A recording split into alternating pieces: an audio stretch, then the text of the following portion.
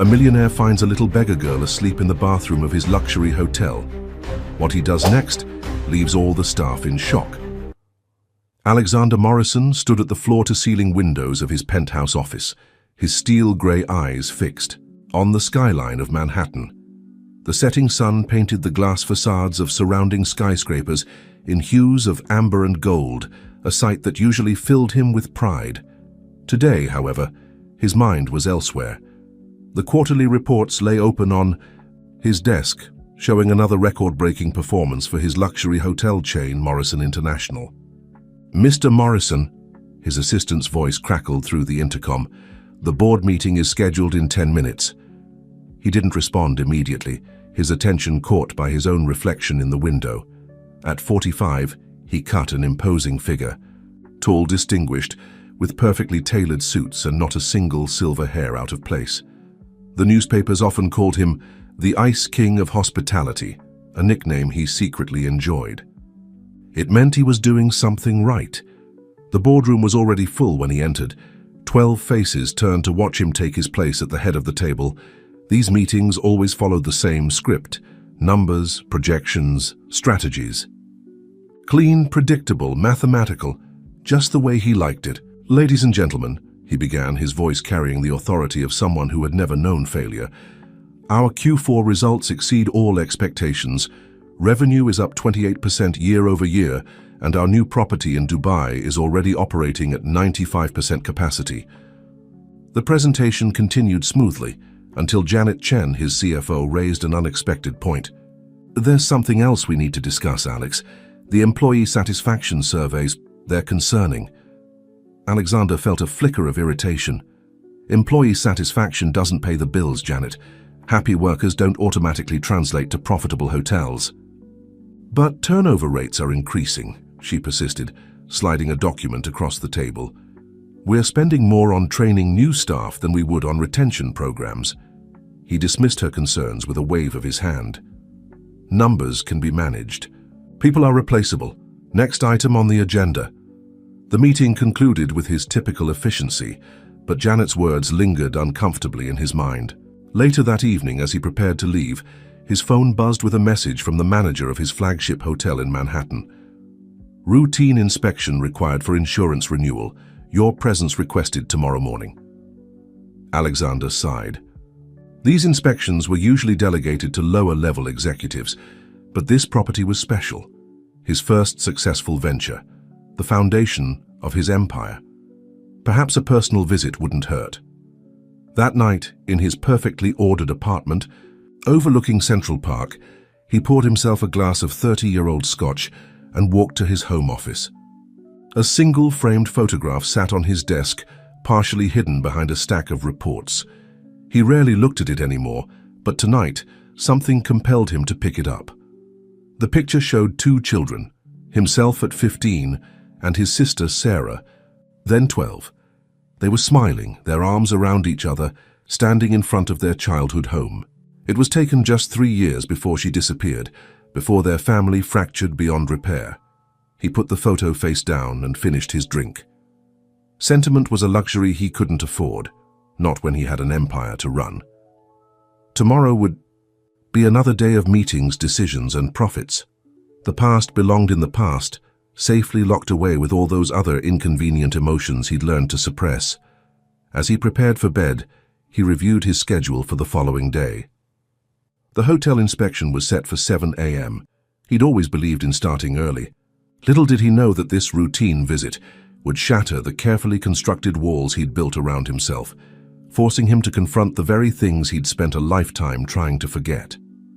The Morrison Grand Hotel stood like a gleaming sentinel in the heart of Manhattan, its Art Deco facade a testament to old-world luxury reimagined for the modern era.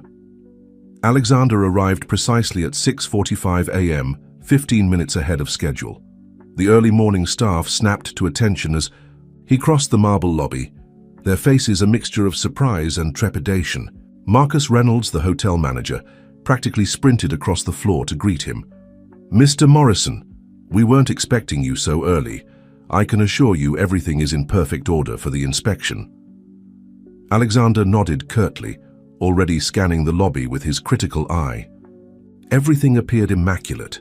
The fresh flowers at the concierge desk, the perfectly aligned furniture, the spotless floors. But something felt off. The morning shift seemed tenser than usual, their movements slightly too rigid, their smiles a touch too forced. "I'll start with the ground floor," he announced, "alone." Reynolds opened his mouth to protest but thought better of it. Alexander began his methodical inspection, marking items on his tablet as he went. The restaurant's breakfast service was running smoothly, the kitchen spotless. The business center's computers were all functioning properly. The gym equipment gleamed under the morning light. He was about to move on to the upper floors when nature called. The nearest restroom was in the lobby's quieter west wing, away from the main entrance. As he pushed open the heavy door, the silence struck him first. Then a small sound, barely audible, caught his attention. In the corner of the elegant bathroom, partially hidden behind an ornamental plant, was a child. A little girl, no more than 7 or 8, curled up on the marble floor. Her clothes were worn but clean, her small frame almost completely concealed by a too large sweater. She was sleeping, her breathing soft and regular, one hand clutched tightly around what appeared to be a photograph. Alexander's first instinct was to reach for his phone and call security. This was exactly the kind of situation his protocols were designed to prevent. The hotel's reputation could be severely damaged if anyone discovered a homeless child in their bathroom. His finger hovered over the speed dial, but something made him pause. Perhaps it was the way she slept, so vulnerable yet somehow peaceful. Or maybe it was the photograph in her hand, creased and worn at the edges, held with such desperate determination even in sleep. As he stood there, frozen in indecision, the girl stirred. Her eyes fluttered open, and for a moment they stared at each other. Her eyes were a startling shade of green, the same color as Sarah's. The recognition hit him like a physical blow. I'm sorry," the girl whispered, scrambling to her feet. "Please don't call security. My mama, she works here. She doesn't know I'm here. Please don't get her in trouble." The words tumbled out in a rush, her voice trembling but determined. Alexander found himself kneeling down, maintaining eye level with the child. It was an instinctive gesture, one that surprised him as much as it seemed to surprise her. "What's your name?" he heard himself asking, his voice softer than he'd used in years. "Emma," she replied, clutching the photograph tighter. "And you're—" "Mother, she works here." Emma nodded, her eyes darting toward the door. "At the front desk, please, she's trying so hard. We lost our apartment and she hasn't found a new place yet and—" Alexander's mind raced. A front desk employee. Someone who worked in his hotel was homeless. The idea seemed impossible. He prided himself on paying competitive wages, unless— The photograph in Emma's hand caught his attention again. "May I?" he asked, gesturing toward it. After a moment's hesitation, she handed it to him. The image showed a woman with the same green eyes as Emma, smiling at the camera. When he turned it over, there was a name scrawled on the back, Rebecca Sullivan. The name hit him like a thunderbolt. Rebecca Sullivan, the new receptionist who had started 3 months ago. Her application had been impressive, a degree in hospitality management, excellent references. But now, looking at her daughter huddled in his hotel's bathroom, Alexander realized how little he really knew about the people who worked for him. Victoria Manning, the hotel's administrative manager, stood at her office window, watching the usual morning bustle below with narrowed eyes. Something was off. Marcus Reynolds, normally so composed, had been practically running through the lobby earlier, and now the Wellington Suite, their most expensive room, had been suddenly prepared and occupied, yet there was no record of a check-in. She pulled up the security footage on her computer, her manicured nails clicking against the keyboard. The cameras showed Alexander Morrison himself, leading a child through the service corridors. Victoria leaned closer to her screen, her lipsticked mouth turning down at the corners. In 15 years of working for Morrison International, she had never seen the CEO break protocol. Not once. "Charlotte," she called to her assistant, "get me Rebecca Sullivan's employee file, immediately." While she waited, Victoria mentally reviewed her position. She had worked her way up through the ranks, carefully cultivating relationships and eliminating competition. Now, as administrative manager, she controlled much of the hotel's day-to-day operations, but she wanted more. She deserved more. Charlotte returned with the file, and Victoria began to read. Her eyes lit up as she discovered the connection between Rebecca and the mysterious child. This could be exactly the opportunity she'd been waiting for. Meanwhile, in the Wellington suite, Alexander found himself doing something he hadn't done in years: listening.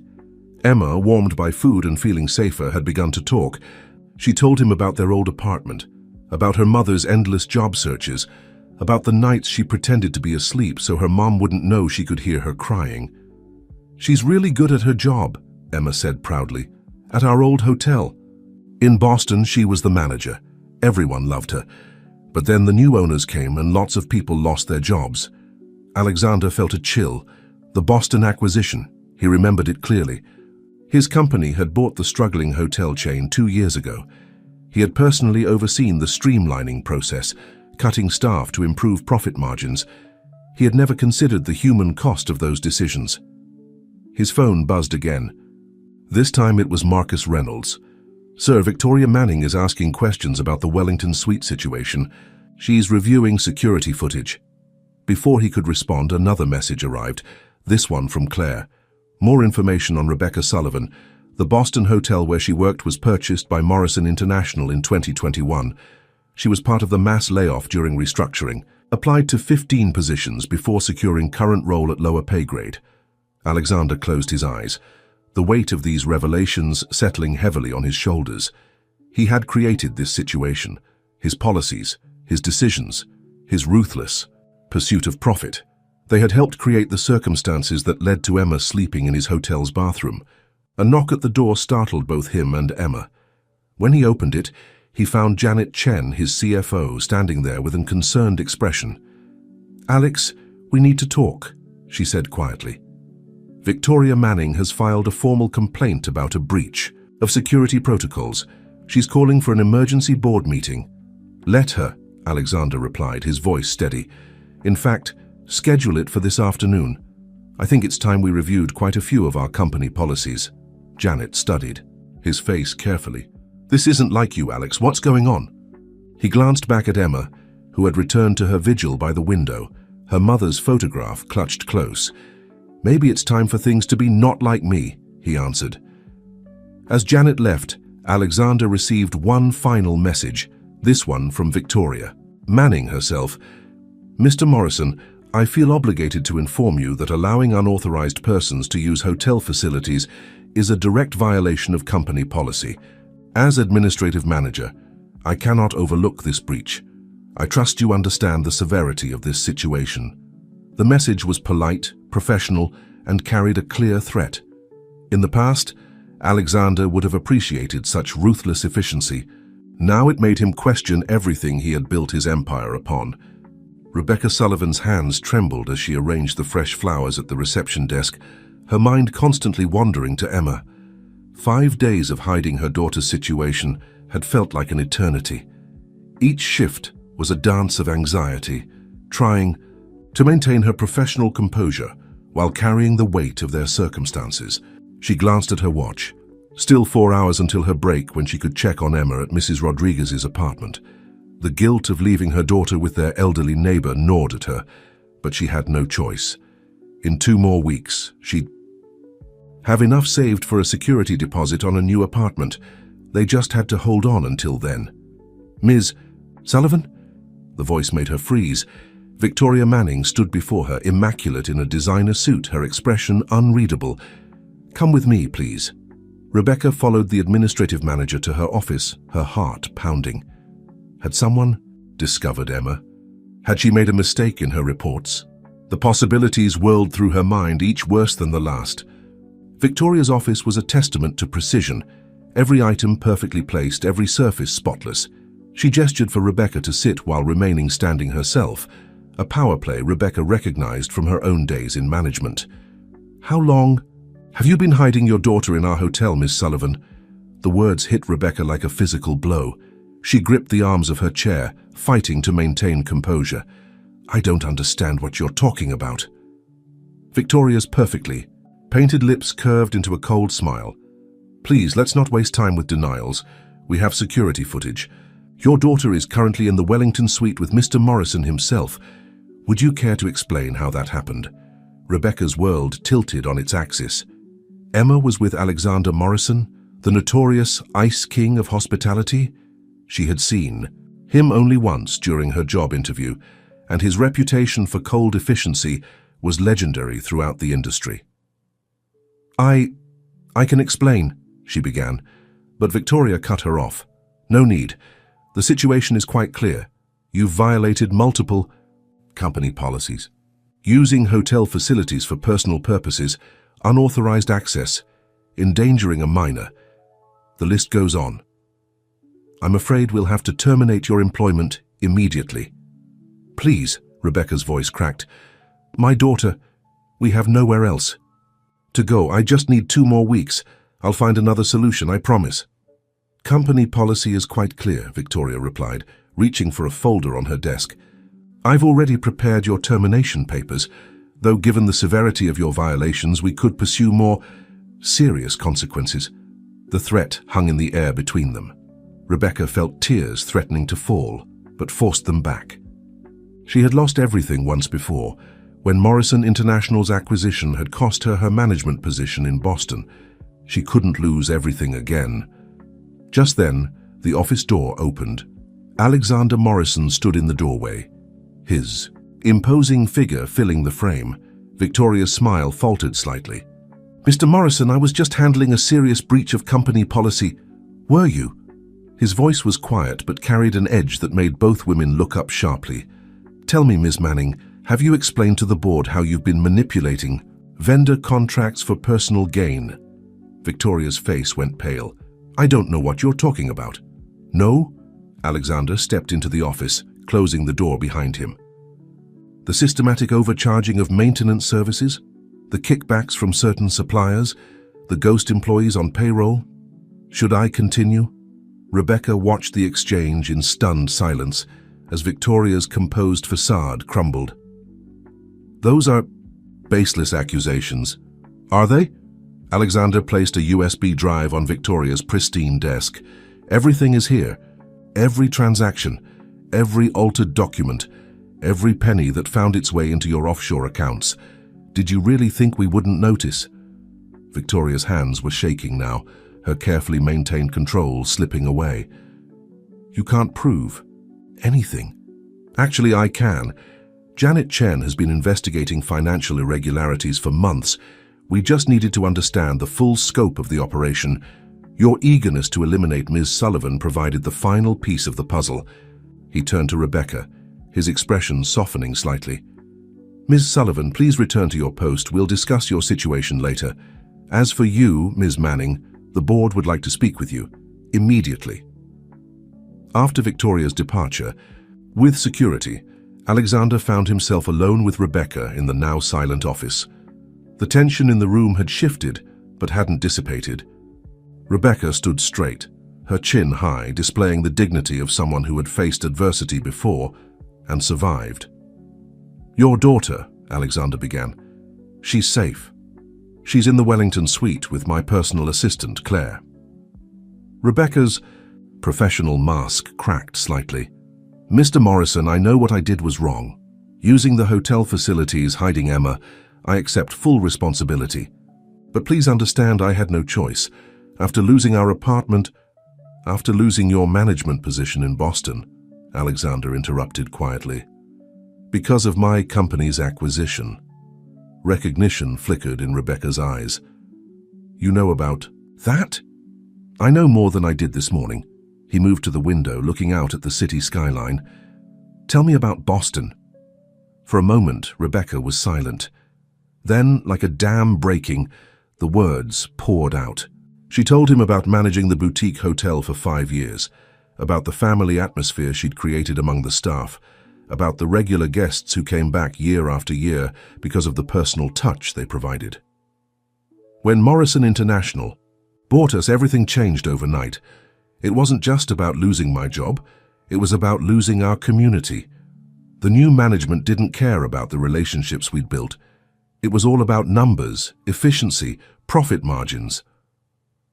Alexander felt each word like a personal indictment. These were his policies, his vision of how a hotel chain should operate. He had never considered the human cost of his streamlining processes. After the layoff, Rebecca continued, I applied everywhere. But the industry had changed. Everyone wanted younger managers, people who saw hotels as profit centers rather than homes away from home. The position here, it was a step down, but I was grateful for it. The salary seemed adequate until our rent doubled overnight. Then the eviction notice came. She stopped, composing herself. I'm not asking for sympathy, Mr. Morrison. I'll pack my things and... No, he said firmly, turning to face her. You're not going anywhere, except perhaps back to a management position. Rebecca stared at him, confusion evident on her face. I don't understand. Neither did I until this morning. He sat down, gesturing for her to do the same. Meeting Emma, learning your story, it's made me realize how disconnected I've become from the real impact of my business decisions. The policies I've implemented, they're efficient, yes, but at what cost? He reached into his jacket pocket and withdrew the photograph Emma had been carrying. She's been keeping this close, you know. Even while eating breakfast in the Wellington suite, she wouldn't let it out of her sight. She's incredibly proud of you. Rebecca took the photograph with trembling hands. She's all I have, everything I do, every sacrifice, it's for her. I had a sister, Alexander said suddenly, surprising himself with the admission. Sarah. She tried to tell me once about the importance of compassion, of seeing people as more than just numbers on a spreadsheet. I didn't listen. She left, and I never saw her again. I buried myself in work, in creating systems and protocols, thinking that if I could control everything, I could prevent any more unexpected losses.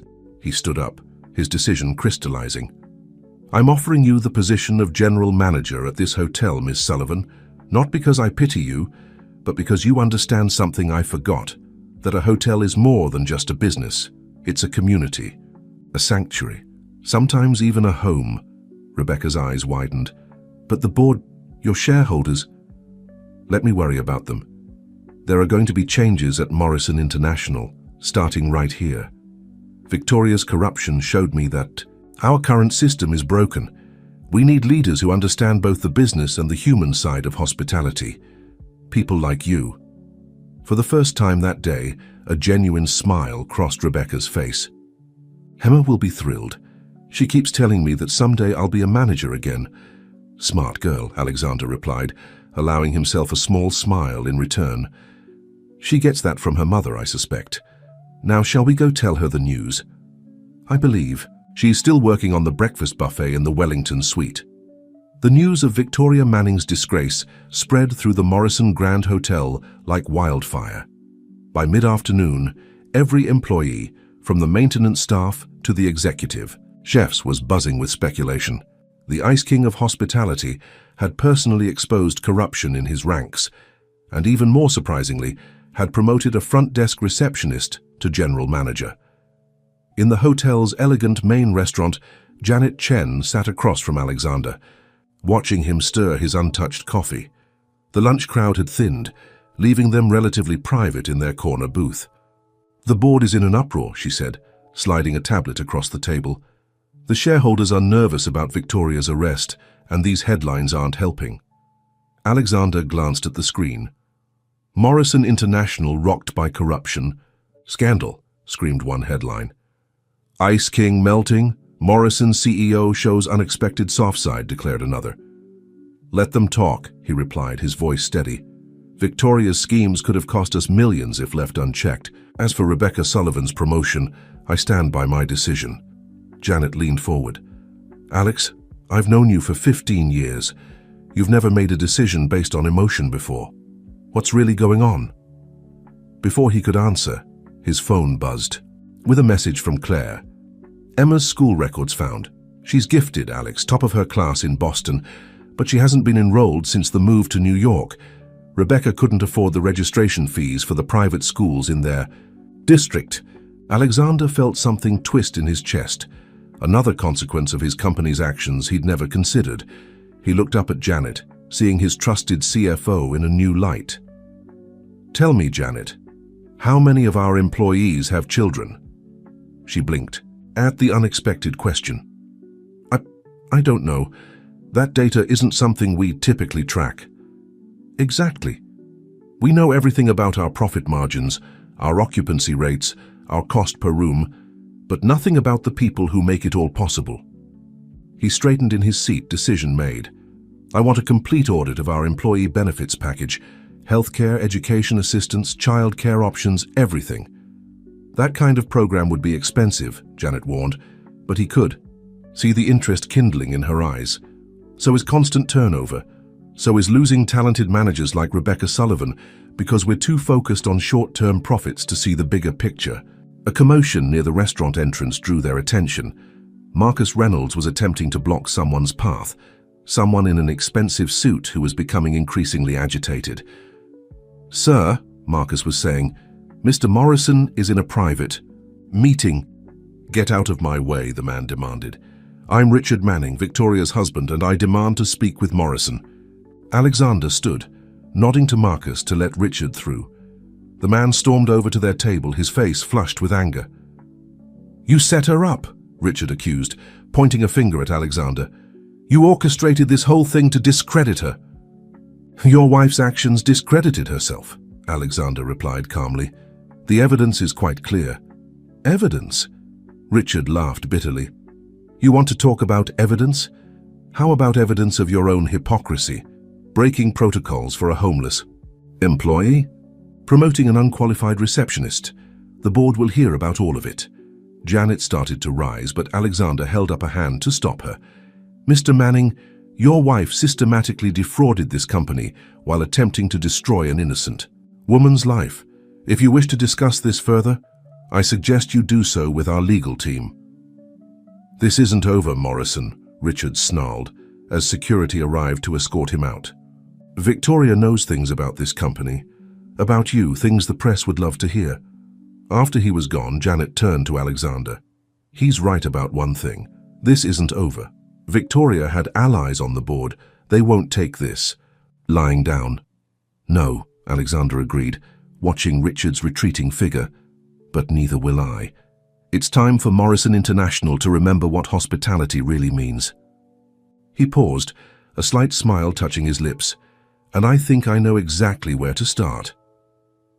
The Wellington suite had transformed over the course of the day. What began as a sanctuary for a tired child had become an impromptu command center. Laptops and tablets covered the dining table, while folders of employee records were spread across the luxurious sofas. Emma, now refreshed and more animated, sat cross-legged in a plush armchair, drawing in a sketchbook Claire had brought her. Rebecca stood at the window, still processing the whirlwind of changes that had upended her life in the past few hours. She was now general manager of the Morrison Grand, the same position she'd held in Boston, but at a far more prestigious property.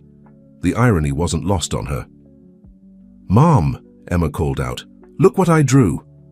Rebecca crossed to her daughter, examining the colorful sketch. It showed the hotel, but reimagined through a child's eyes.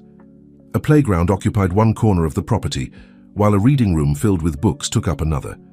In the center, stick figures of various sizes represented hotel staff and their families. "It's beautiful, sweetheart," Rebecca said, kissing the top of Emma's head. "Is this how you imagine the hotel could be?" "Mr. Morrison asked me to draw my dream hotel," Emma explained proudly. "He said sometimes the best ideas come from new perspectives." As if summoned by his name, Alexander entered the suite, followed by Janet Chen and a woman Rebecca didn't recognize.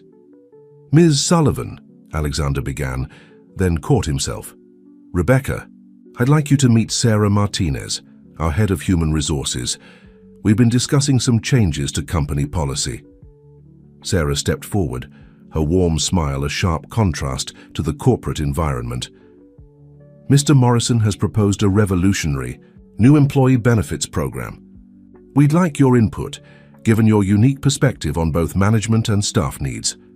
They gathered around the dining table, clearing space among the scattered documents. Janet pulled up a presentation on her tablet. "We're calling it the Family First Initiative," she explained. comprehensive healthcare coverage, education assistance for employees' children, on-site childcare facilities at our larger properties, and an emergency housing assistance program. Rebecca's breath caught. That's ambitious. It's necessary, Alexander stated firmly. We've been running our hotels like machines, forgetting that they're actually communities. That stops now.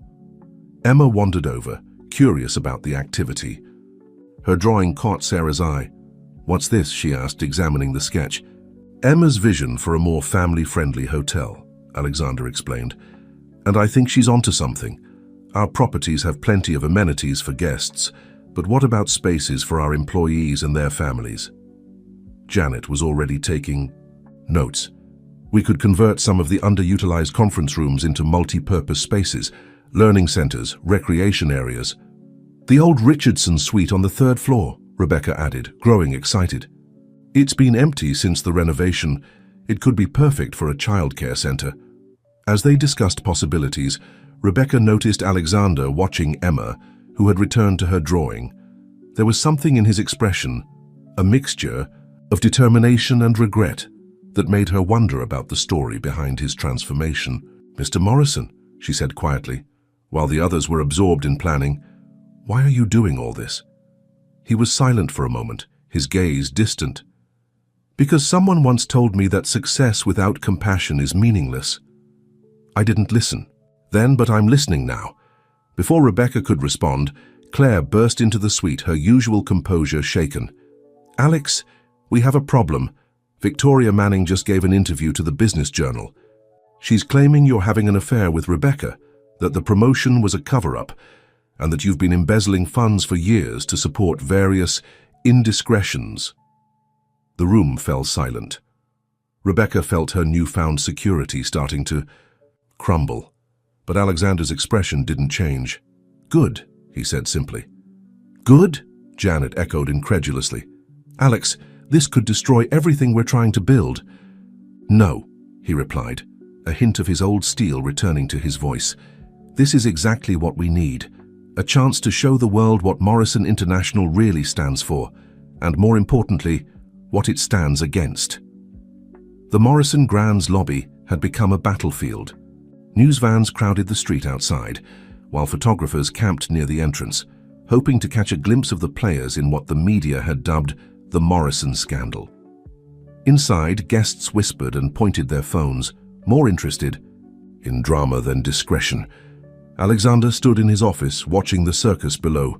The Business Journal's article had opened the floodgates. Now every news outlet wanted their piece of the story: hotel mogul's secret romance, corporate corruption at Morrison International, the Ice King's meltdown. Claire entered without knocking, her tablet displaying even more headlines. The stock has dropped 12% since the market opened. The board is demanding an emergency meeting, and 3 major investors have already pulled out. What about the employee response? Alexander asked, his voice calm despite the chaos.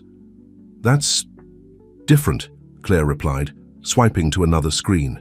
After the announcement of the Family First initiative, social media has been flooded with stories from our employees. They're defending you, Alex, sharing their own experiences with Victoria's behavior, supporting Rebecca's promotion. A knock at the door interrupted them. Janet entered, followed by Thomas Bradford, the company's head of legal. It's worse than we thought, Thomas announced, dropping a thick folder on Alexander's desk. Victoria Manning didn't just go to the press. She's filed a wrongful termination lawsuit, claiming she was fired for exposing improper relationships within the company hierarchy. She's trying to paint herself as a whistleblower, Janet added. And it's working. The business media is portraying her as a crusading female executive brought down by the old boys club. Alexander turned from the window, his expression thoughtful. What do they want me to do? Issue a denial? Hold a press? Conference? Hide behind corporate lawyers? That would be the standard procedure, Thomas confirmed. We can control the narrative, minimize the damage. No, Alexander interrupted. No more controlling narratives. No more damage control. It's time for something different. He pressed the intercom button on his desk. Claire, contact every major news outlet. Tell them I'm holding a press conference, not in some sterile hotel ballroom, but in the lobby, where everyone can see. Alex, think about this, Janet warned. Once you go public, there's no taking it back. Good, he replied, because I'm done hiding behind protocols and procedures. He turned to Claire. And find Rebecca. She should be there too. As his team scrambled to arrange the press conference, Alexander sat at his desk and began to write. Not a carefully crafted corporate statement, but the truth, about Victoria's corruption, about Rebecca and Emma, about his own transformation. About Sarah. In the Wellington suite, Rebecca was helping Emma with a math worksheet when Claire arrived with the news. He wants to hold a press conference, Rebecca asked, her face paling. With me there? He says it's important, Claire replied, and I think he's right. The rumors are getting worse by the hour. People are starting to question your qualifications, your history. Emma looked up from her homework. Mom, are you in trouble? Because you helped me? Rebecca hugged her daughter close. No, sweetheart, sometimes adults just make things complicated when they don't need to be. That's what Mr. Morrison said, Emma declared, with the certainty of childhood. He said grown-ups forget what's important because they're too busy looking at numbers instead of people. Rebecca felt something shift inside her at Emma's words. She had spent so long being afraid, of losing jobs, of not providing for Emma, of being judged for their circumstances. Maybe it was time to stop hiding. Tell Mr. Morrison we'll be there, she told Claire. In the hotel's security office, Marcus Reynolds watched the lobby monitors with growing concern. The crowd outside was getting larger, and not everyone was press. He spotted Richard Manning in the periphery, speaking intently with a group of men in expensive suits. Sir, he radioed to Alexander, Mr. Manning is here with what appears to be several board members. They don't look happy. Let them come, Alexander replied. It's time everyone heard the whole story. As the afternoon sun cast long shadows through the lobby's grand windows, hotel staff began quietly gathering near the margins of the space. Housekeepers, bellhops, kitchen workers, people who usually stayed invisible to guests were emerging, drawn by the sense that something momentous was about to happen. Janet approached Alexander as he prepared to leave his office. The board. He's threatening to remove you as CEO. Victoria's allegations combined with the stock price drop, they're saying you've lost control. Alexander straightened his tie, a slight smile playing at his lips. Maybe that's exactly what needed to happen. He picked up the pages he'd written, notes for a speech that would either save or end his career. Sometimes losing control is the only way to find what really matters. The Morrison Grand's lobby had never felt so alive. Cameras flashed like lightning as Alexander Morrison stepped onto the makeshift platform. Rebecca and Emma stood nearby, their presence causing a fresh wave of whispers and speculation through the crowd. Richard Manning and his group of board members positioned themselves prominently in the front row, their expressions a mixture of anger and anticipation. They clearly expected Alexander to cave under pressure, to offer the standard corporate apologies and retreat behind legal shields. Instead, he did something unprecedented. He stepped away from the podium and its prepared statement. When he spoke, his voice carried naturally through the space as if he were having a conversation rather than giving a speech. 20 years ago, he began, my sister Sarah told me something I didn't want to hear. She said I was so focused on building walls to protect myself that I couldn't see the people I was shutting out. The next day she left. I never saw her again. A murmur ran through the crowd. Alexander Morrison, the notorious Ice King, was talking about personal loss. The reporters leaned forward, their pens poised. I built this company on the belief that efficiency and profitability were all that mattered. I created protocols and procedures to eliminate what I saw as human weakness. And in doing so, I became exactly what Sarah feared, someone who saw people as numbers on a spreadsheet. He gestured to Rebecca and Emma. 2 days ago, I found this young lady sleeping in our hotel bathroom, not because she was homeless by choice, but because her mother, one of our most dedicated employees, had been forced into an impossible situation by the very policies I created. Richard Manning stepped forward. This is absurd. You're destroying shareholder value over some sob story? No, Alexander replied calmly. I'm rebuilding this company's value on a foundation of actual hospitality. Victoria Manning's corruption wasn't just about money. It was about the culture of ruthlessness I encouraged. A culture where employees were seen as disposable, where compassion was viewed as weakness. He turned to address the gathering of hotel staff. Every morning you come to work and create something remarkable. You turn these buildings of marble and glass into homes away from home. You make strangers feel like family. That's not weakness. That's the very essence of hospitality. Janet Chen, watching from the side, saw the shift happening in real time. The reporter's skeptical expressions were softening. The hotel staff stood straighter, their faces proud. Even some of the board members were exchanging uncertain glances. The Family First initiative isn't just a program, Alexander continued. It's a recognition that our strength lies in our people. Every employee who worries about childcare instead of focusing on our guests. Every talented manager who leaves because they can't afford to stay. Every person who has to choose between their job and their family. These aren't just personal problems, they're business problems. He walked over to Emma, who was watching him with wide eyes. This young lady drew a picture of what she thought a hotel could be. Not just a luxury box for wealthy travelers, but a true community. And she was right. That's why, effective immediately, every Morrison International property will be implementing comprehensive employee support programs, including childcare facilities, education assistance and emergency housing support. Richard Manning laughed derisively. The board will never approve this. Actually, Janet stepped forward, tablet in hand, preliminary projections show that reducing turnover and increasing employee retention would more than offset the program costs within 18 months, not to mention the positive impact on our brand value. A young reporter raised her hand. Mr. Morrison, are you concerned about Victoria Manning's allegations regarding your relationship with Ms. Sullivan? Alexander smiled. Ms. Manning's allegations are a desperate attempt to distract from her own misconduct. The evidence of her corruption has been turned over to the authorities.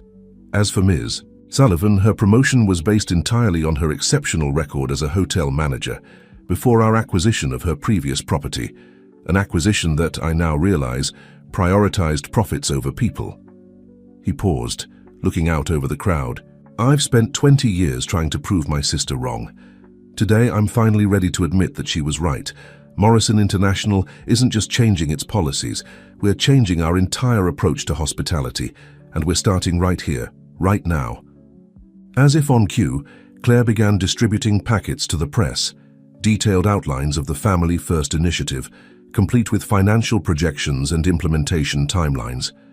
The reporters flipped through them eagerly, their stories already taking shape. Emma tugged at Alexander's sleeve. Does this mean we don't have to hide anymore? She asked, her voice carrying clearly in the sudden quiet. Alexander knelt down to her level. No more hiding, he promised, for any of us. The hours following, Alexander's press conference transformed the Morrison Grand Hotel into a hub of frenetic activity. Social media exploded with clips of his speech, particularly the moment with Emma, which had already gone viral. Morrison transformation and hospitality with heart were trending nationwide. In the hotel's executive conference room, Janet Chen watched multiple news feeds while coordinating with their PR team. The story was evolving by the minute, but not in the way anyone had expected. Former employees were coming forward with their own stories about Victoria Manning's intimidation tactics. Current staff members were sharing personal accounts of struggling to balance work and family obligations. The stock's stabilizing, Claire reported, studying her tablet. Actually, it's starting to climb. The market's responding to the positive press coverage. Janet nodded, but her attention was drawn to another screen where a financial analyst was speaking. What we're seeing at Morrison International isn't just a PR move. It's a fundamental reimagining of corporate culture in the hospitality industry. The proposed Family First initiative could set new standards for employee retention and satisfaction across the sector. A knock at the door interrupted them. Sarah Martinez from HR entered, looking both exhausted and energized. You need to see this, she said, pulling up her own presentation. We've received over 300 internal applications for the pilot programs in just the last 2 hours, And not just from our New York properties, employees across the country are reaching out. Meanwhile, in a quieter corner of the hotel, Rebecca sat with Emma in the Wellington Suites living room. They were surrounded by real estate listings. Janet had assigned a team to help them find proper housing near Emma's new school. "Mom," Emma asked, looking up from a brochure about the private academy where she'd been offered immediate enrollment. "Are we really going to have our own apartment again?" Rebecca pulled her daughter close. "Yes, sweetheart, and this time we're here to stay. And I can come to the hotel after school? To the new children's center? Once it's built," Rebecca smiled. "Though from what I hear, you're helping design it." Emma beamed, reaching for her sketchbook. "Mr. Morrison said my ideas were invaluable input from our target demographic. I'm not sure what that means, but he liked my drawing of the reading nook with the treehouse theme." Rebecca watched her daughter sketch, marveling at how quickly their lives had changed. Just days ago, they'd been on the brink of complete disaster. Now, her phone buzzed with a message from Alexander.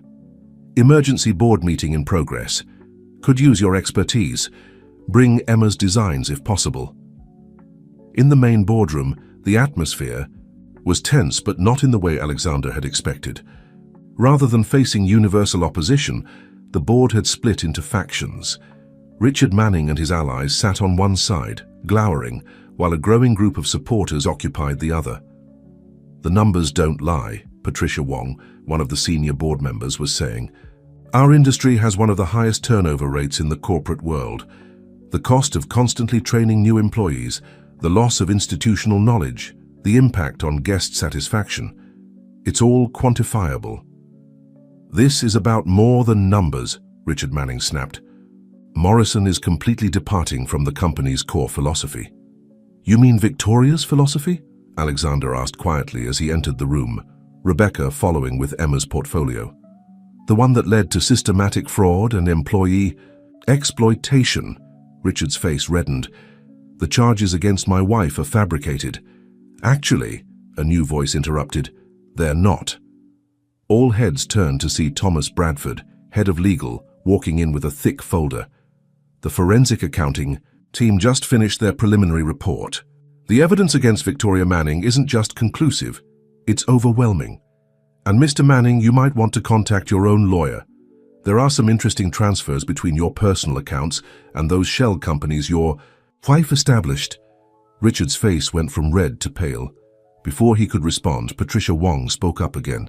"I move to formally endorse the Family First initiative and allocate the requested budget for immediate implementation." "Second," called another board member. "This is insanity," Richard protested, but his voice had lost its conviction.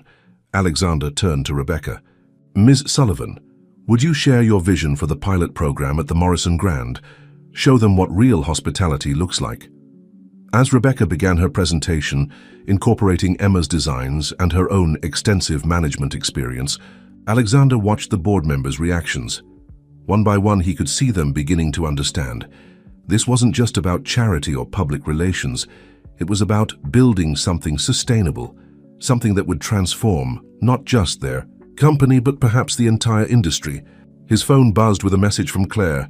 "You need to see this. Turn on CNN." Alexander gestured to Janet, who activated the boardroom's main screen. There, addressing a crowd outside another luxury hotel chain's headquarters, was their biggest competitor's CEO. "In light of recent developments in our industry," the competitor was saying, "we are launching our own comprehensive employee support initiative." Alexander couldn't help but smile. The ripples were becoming waves. The sun was setting over Manhattan, painting the Morrison Grand's windows in sheets of gold, when Alexander finally returned to his office. The day's events had left him exhausted, but oddly energized. On his desk, Claire had organized the afternoon's developments into neat folders: press coverage, employee responses, competitor reactions, and board meeting minutes. A soft knock at his door revealed Emma, clutching her sketchbook. "Mr. Morrison, Mum said you wanted to see my new designs for the children's center." "Come in," he smiled, clearing space on his desk. "And please, call me Alexander." As Emma spread out her drawings, Alexander noticed something different about her. The fearful hiding child from the bathroom was gone, replaced by someone confident and excited about the future. Her latest sketches showed not just play areas and study spaces, but detailed plans for how different age groups could share the facilities. "See," she explained, pointing to a carefully drawn floor plan. "The little kids can have their nap time here while the older kids do homework in the quiet room.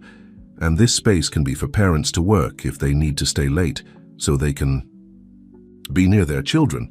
"You've thought of everything," Alexander commented, genuinely impressed. "Not everything," Emma admitted. "Mom says we need to think about safety and budgets and stuff, but she also says sometimes you need to dream big first and figure out the details later." "Your mom is very wise."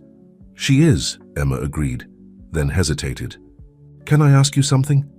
"Of course." "Your sister Sarah, do you think she'd like what you're doing now?" Alexander felt his throat tighten. "I hope so," he managed. "I wish she could see it."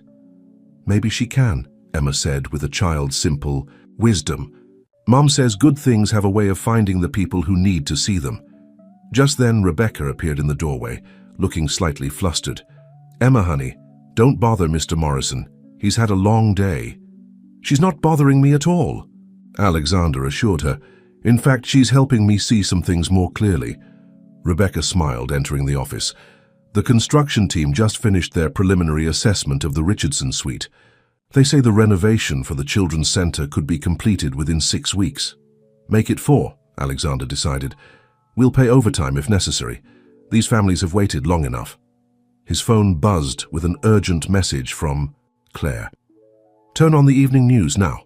Alexander reached for his remote, activating the office's wall-mounted screen. A familiar face filled the screen, Victoria Manning being led into a police station in handcuffs. The caption read, "Former hotel executive arrested for corporate fraud." But it was the next segment that made them all stop breathing. The reporter was interviewing a woman outside the police station, a woman with striking green eyes that Alexander hadn't seen in 20 years. "Sarah Morrison, you've been working with the FBI's corporate fraud division for 15 years. What can you tell us about this case?" Alexander sank into his chair, staring at his sister's image. She looked different, older, more serious, but her eyes still held that same determination he remembered. "The investigation into Victoria Manning's activities revealed systematic fraud," Sarah was saying. "But more importantly, it exposed a corporate culture that prioritized profits over people. The changes being implemented at Morrison International represent a significant shift in how the hospitality industry views its responsibilities to employees and society at large." The reporter pressed, "And your connection to Alexander Morrison. Did that influence the investigation?" Sarah's face softened slightly. "My brother and I haven't spoken in 20 years, but watching his press conference today, listening to him talk about the importance of putting people first, maybe some walls are finally coming down." Rebecca quietly gathered Emma's drawings. "We should go," she whispered, but Alexander shook his head. "Stay," he said, reaching for his phone. "Please." His hands shook slightly as he dialed the number Claire had already sent him. When the call connected, there was a moment of complete silence. "Hello, Alex." Sarah's voice was exactly as he remembered. "Sarah," he managed. I've been looking for you." "I know. I've been watching. All these years I've been watching and waiting, hoping you'd remember what really matters." "I'm sorry it took me so long." "Don't be," she replied, and he could hear the smile in her voice. "Some changes need time to take root. The important thing is that they're happening now." Alexander looked at Emma, still arranging her drawings on his desk, and Rebecca, who had spent years fighting to give her daughter a better life. He thought about all the other families in his hotels, all the stories he'd never bothered to learn until now. "Sarah," he said, "I'd like you to meet some people. And I'd like to hear about your life, if you're willing to share it." "I'd like that," she replied. "I'd like that very much." The private dining room of the Morrison Grand felt too small and too large at the same time. Alexander sat at the elegantly set table, straightening his tie for the 100th time. Sarah would be arriving any minute, their first face-to-face meeting in 2 decades. The room temperature is perfect, The menu is exactly as requested. And security has cleared the entire floor, Claire reported, sensing his anxiety. Should I ask Rebecca to... No, Alexander interrupted gently.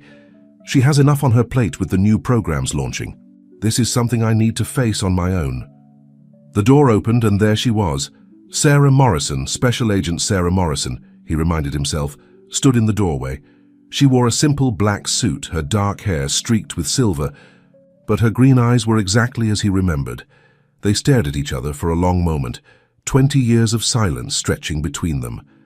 Then Sarah spoke, her voice soft but steady.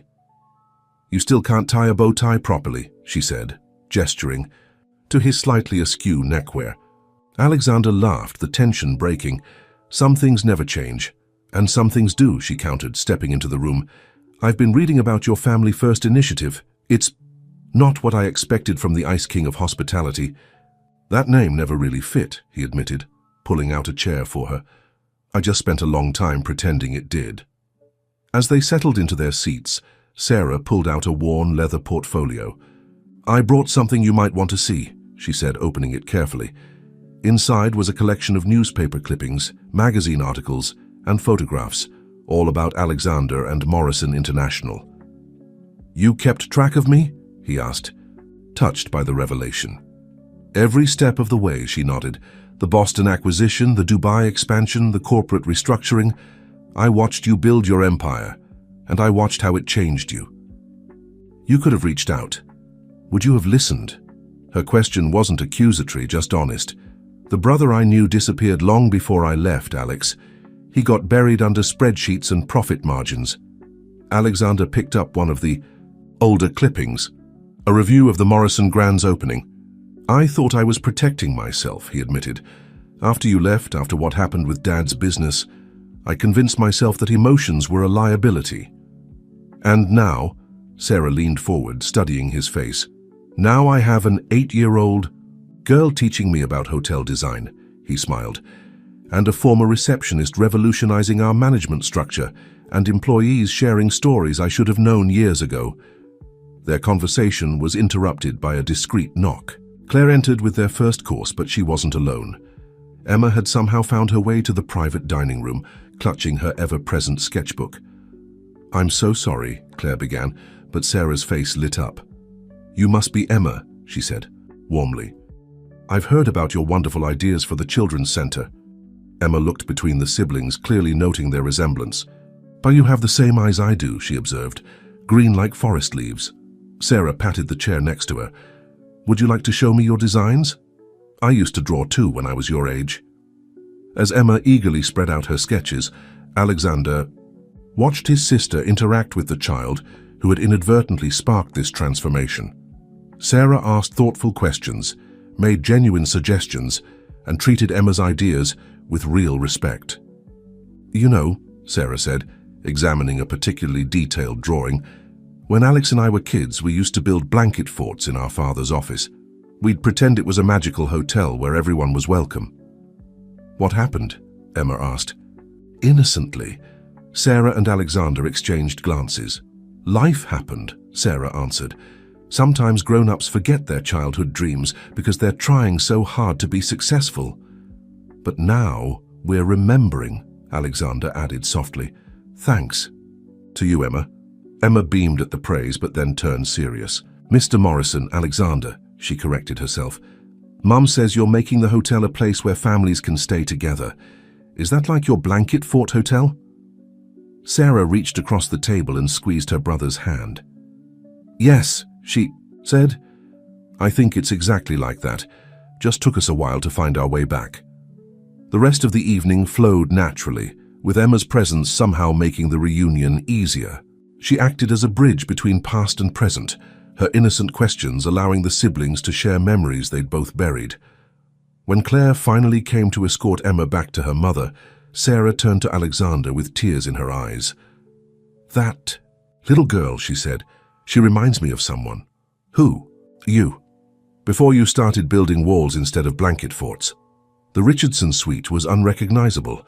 What had once been an underutilized space was now a bustling construction site. Workers moved purposefully through the area, following blueprints that merged Emma's imaginative designs with professional specifications. Rebecca stood in what would soon be the main activity center, watching as colorful walls began to take shape. The construction team had worked overtime to incorporate every feasible element of Emma's vision, from the reading nook, designed like a treehouse, to the homework area with its constellation-painted ceiling. The safety inspectors approved all, so the modifications, Janet reported, joining her with a tablet full of updates. We're actually ahead of schedule. And under budget, Rebecca added, proud of her team's efficient management. How are the other properties progressing? 17. Locations have already identified suitable spaces for their family centers. The Miami property is almost ready to launch their pilot program, and Chicago starts construction next week. The sound of excited voices drew their attention to the entrance. A group of hotel employees had arrived for the scheduled tour, part of Rebecca's initiative to keep staff involved in the transformation process. Many had brought their children, who stared wide-eyed at the emerging wonderland. "Miss Sullivan," one of the housekeepers called out, "is it true our kids can really come here while we work?" "Not just come here," Rebecca smiled. "They'll learn. Here, play here, grow here, and you'll be able to check on them whenever you need to." The children had gravitated toward a partially finished wall, where Emma's original drawings hung, protected behind plexiglass. These sketches had become something of a legend among the staff, the artwork that helped change everything. Alexander arrived as Rebecca was explaining the different zones planned for the space. He stood back, watching her interact with the employees. Gone was the fearful receptionist hiding her circumstances. In her place stood a confident leader who understood both the business and human aspects of hospitality. "The board's quarterly review just finished," he announced when there was a break in the tour. "They've unanimously approved expansion of the initiative to all properties." "Even Richard Manning's allies?" Rebecca asked, surprised. "Richard resigned this morning," Alexander replied. "Seems the investigation into Victoria's activities revealed some interesting connections. He's cooperating with authorities now." A small figure darted past them. Emma, just arrived from school, rushing to check on the progress of her vision. She was followed by Sarah, who had extended her stay in New York to help with the transition. "The FBI's investigation is officially closed," Sarah informed them. "Victoria's facing serious charges, but she's offering a plea deal. Apparently, she doesn't want her methods exposed in a public trial." "Good," Alexander said firmly. "The less disruption to our employees, the better." They watched as Emma led her own impromptu tour for the other children, explaining each feature with passionate detail. The kids followed her like a Pied Piper, their eyes shining with possibility. "You know," Sarah mused, "I always thought I was fighting corporate corruption from the outside, but sometimes the biggest changes come from within." "Speaking of changes," Alexander turned to his sister, "have you considered my offer?" Sarah smiled. "To head the new employee advocacy division? It's tempting. After 20 years in law enforcement, focusing on prevention instead of prosecution would be a nice change." "The team could use your experience," Rebecca added. "And Emma would love having her new aunt around more often." "Aunt Sarah," Emma called out as if on cue. "Come see, they finished the constellation ceiling in the homework room." As they followed Emma's excited beckoning, Alexander noticed something remarkable. The construction workers, the hotel staff, the children, everyone was smiling. There was an energy in the air, a sense of purpose that no profit margin could measure. A young boy tugged at Alexander's sleeve. "My mum says you're the hotel king," he said solemnly. "Is that true?" Alexander knelt down to the child's level, something that would have been unthinkable just weeks ago. "No," he replied. "I'm just someone who finally remembered what hotels are really for, taking care of people." Sarah overheard and touched his shoulder gently. "Maybe that's what makes the best kind of king," she suggested. As if to emphasize her point, Emma had gathered all the children in the future reading nook. "And here," she was saying, "is where we'll have story time. Mr. Morrison promised to read to us sometimes. He does really good voices for all the characters." Rebecca raised an eyebrow at Alexander, who shrugged sheepishly. "I may have made some promises during our design consultations," he admitted. "The Ice King doing story time," Janet teased, having joined them. "The press would have a field day." Let them, Alexander replied, watching Emma continue her tour. Some things are more important than image. Sarah taught me that a long time ago. I just needed a reminder. The Morrison Grand's ballroom buzzed with anticipation. 3 months had passed since Alexander's transformative press conference, and today marked the official opening of the hotel's family center. The space was filled with employees, their families, media representatives, and industry leaders curious about the innovative program. Emma stood near the podium, wearing a new dress for the occasion, her green eyes sparkling with excitement. She had been chosen to cut the ribbon, a decision that felt perfectly appropriate given her role in inspiring the changes. Rebecca watched, her daughter with pride, still amazed by how far they had come. "Ready for your big moment?" Sarah asked Emma, adjusting the child's ribbon sash. The former FBI agent had officially joined Morrison International last month as head of employee advocacy, bringing her investigative skills and compassionate perspective to the role. "Almost," Emma replied, pulling out her worn sketchbook. "I just want to make sure everything matches my drawings." Alexander joined them, looking relaxed in a way that still surprised those who had known him as the Ice King. "The only thing that's different," he told Emma, "is that the real version is even better than we imagined." Janet Chen approached with the latest numbers on her tablet.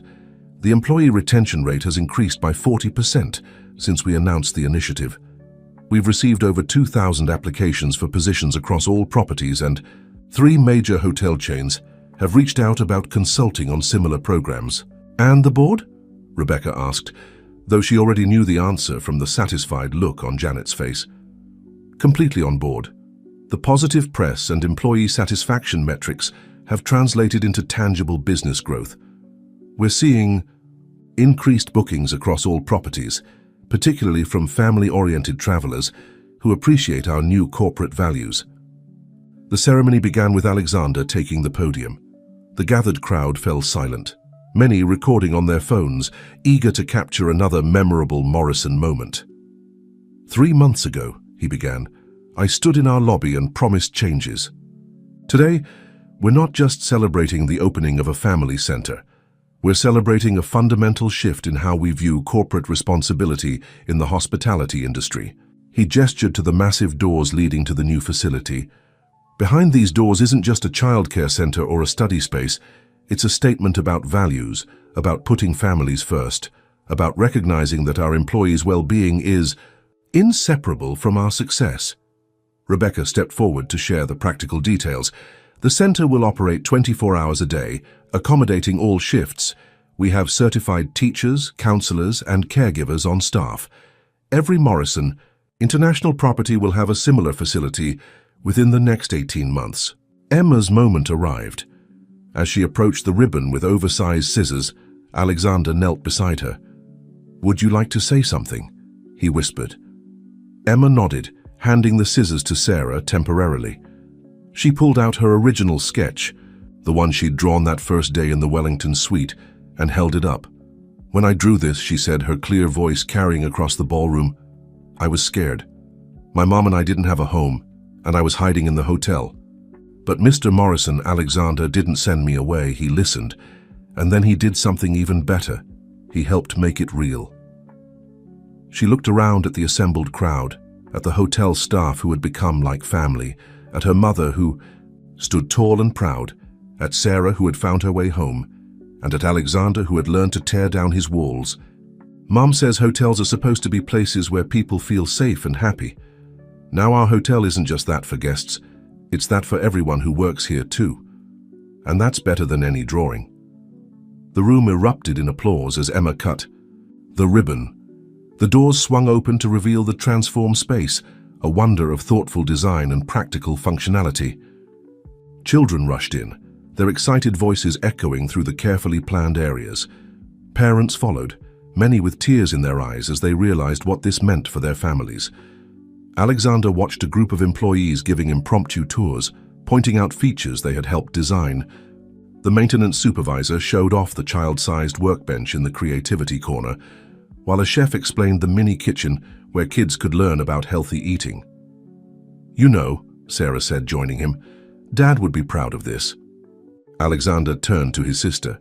You think so? He was always so focused on the bottom line. That's because he was afraid of losing everything, she replied. But his real dream, it was to build something that would last, something that would make a difference. You've done that, Alex, just not in the way anyone expected. Rebecca approached, with a group of industry representatives who were eager to learn more about implementing similar programs. The Morrison model, they were calling it, a blueprint for combining business success with social responsibility. Mr. Morrison, one of them began, but Alexander held up his hand. Today isn't about business models or profit strategies, he said. Look around.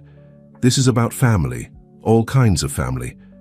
The ones we are born into, and the ones we build, together. Emma had already gathered a group of children in the reading nook, holding up a storybook. This was the first thing I drew, she told them proudly, and now we can all share it. The sunset painted the Morrison Grand's rooftop garden in warm, golden hues. A week after the family center's opening, Alexander had arranged a private celebration for those who had been instrumental in the transformation. Hotel staff and their families mingled comfortably, the hierarchical barriers of the past completely dissolved. Rebecca stood at the railing, watching Emma play with a group of children. Sons and daughters of housekeepers, chefs, and executives alike. They were building a blanket fort, supervised by Sarah, who was showing them the exact technique she and Alexander had perfected in their childhood. Penny, for your thoughts? Alexander joined her at the railing. I was just thinking about that. First morning, Rebecca replied, when Emma was discovered in the bathroom. If it had been anyone else who found her, if it had been the person I was before finding her, Alexander corrected gently, things would have been very different. Janet approached with Claire, both carrying tablets despite the casual nature of the gathering. Sorry to interrupt, Janet began, but you'll want to see this. The tablets displayed various news sites, all featuring stories about Victoria Manning's plea deal. She had agreed to testify about corporate corruption in exchange for a reduced sentence, but the headlines focused on an unexpected development. She was using her experience to advocate for corporate reform. She's giving interviews about the importance of ethical business practices, Claire explained. Actually citing Morrison, International's transformation as a model for change. Alexander shook his head, smiling slightly. Life has a way of surprising us, doesn't it? Speaking of surprises, Sarah called out, approaching with Emma, who was clutching something behind her back. Someone has a presentation to make. Emma stepped forward, suddenly shy despite her usual confidence. We made something for you, she said, revealing a large handmade book. All of us kids in the family center helped. Alexander opened the book carefully. Each page contained drawings and messages from the children who now spent their days in the center. There were pictures of the reading nook, the homework area, the play spaces, but more importantly, there were stories. Each child had written about what the center meant to their family. My mum can tuck me in at night now, one wrote. I get to see my dad between shifts, said another. I don't have to worry about being alone anymore, a third confided. As Alexander turned the pages, Emma explained, we wanted you to see how many people you helped, not just me and Mom, but everyone. Rebecca watched Alexander's face as he read, seeing the emotion he no longer tried to hide. Sarah squeezed her brother's shoulder, remembering the walls he had built and celebrating their absence. The rooftop gathering continued as the sky darkened and the city lights began to twinkle. The children's fort had become the center of activity, with adults being invited in for very important meetings that seemed to involve a lot of giggling. You know, Janet mused, watching the scene, our quarterly profits are higher than ever, but somehow that doesn't seem like the most important metric anymore. Because it isn't, Alexander replied. The real measure of success is right there. He gestured to where Emma was teaching other children her hotel design techniques, their faces lit with imagination and possibility. To where Rebecca was sharing management strategies with junior staff members, her natural leadership style encouraging and supportive. To where Sarah was organizing a storytelling session in the fort, the children hanging on her every word. We're not just running hotels anymore, he continued.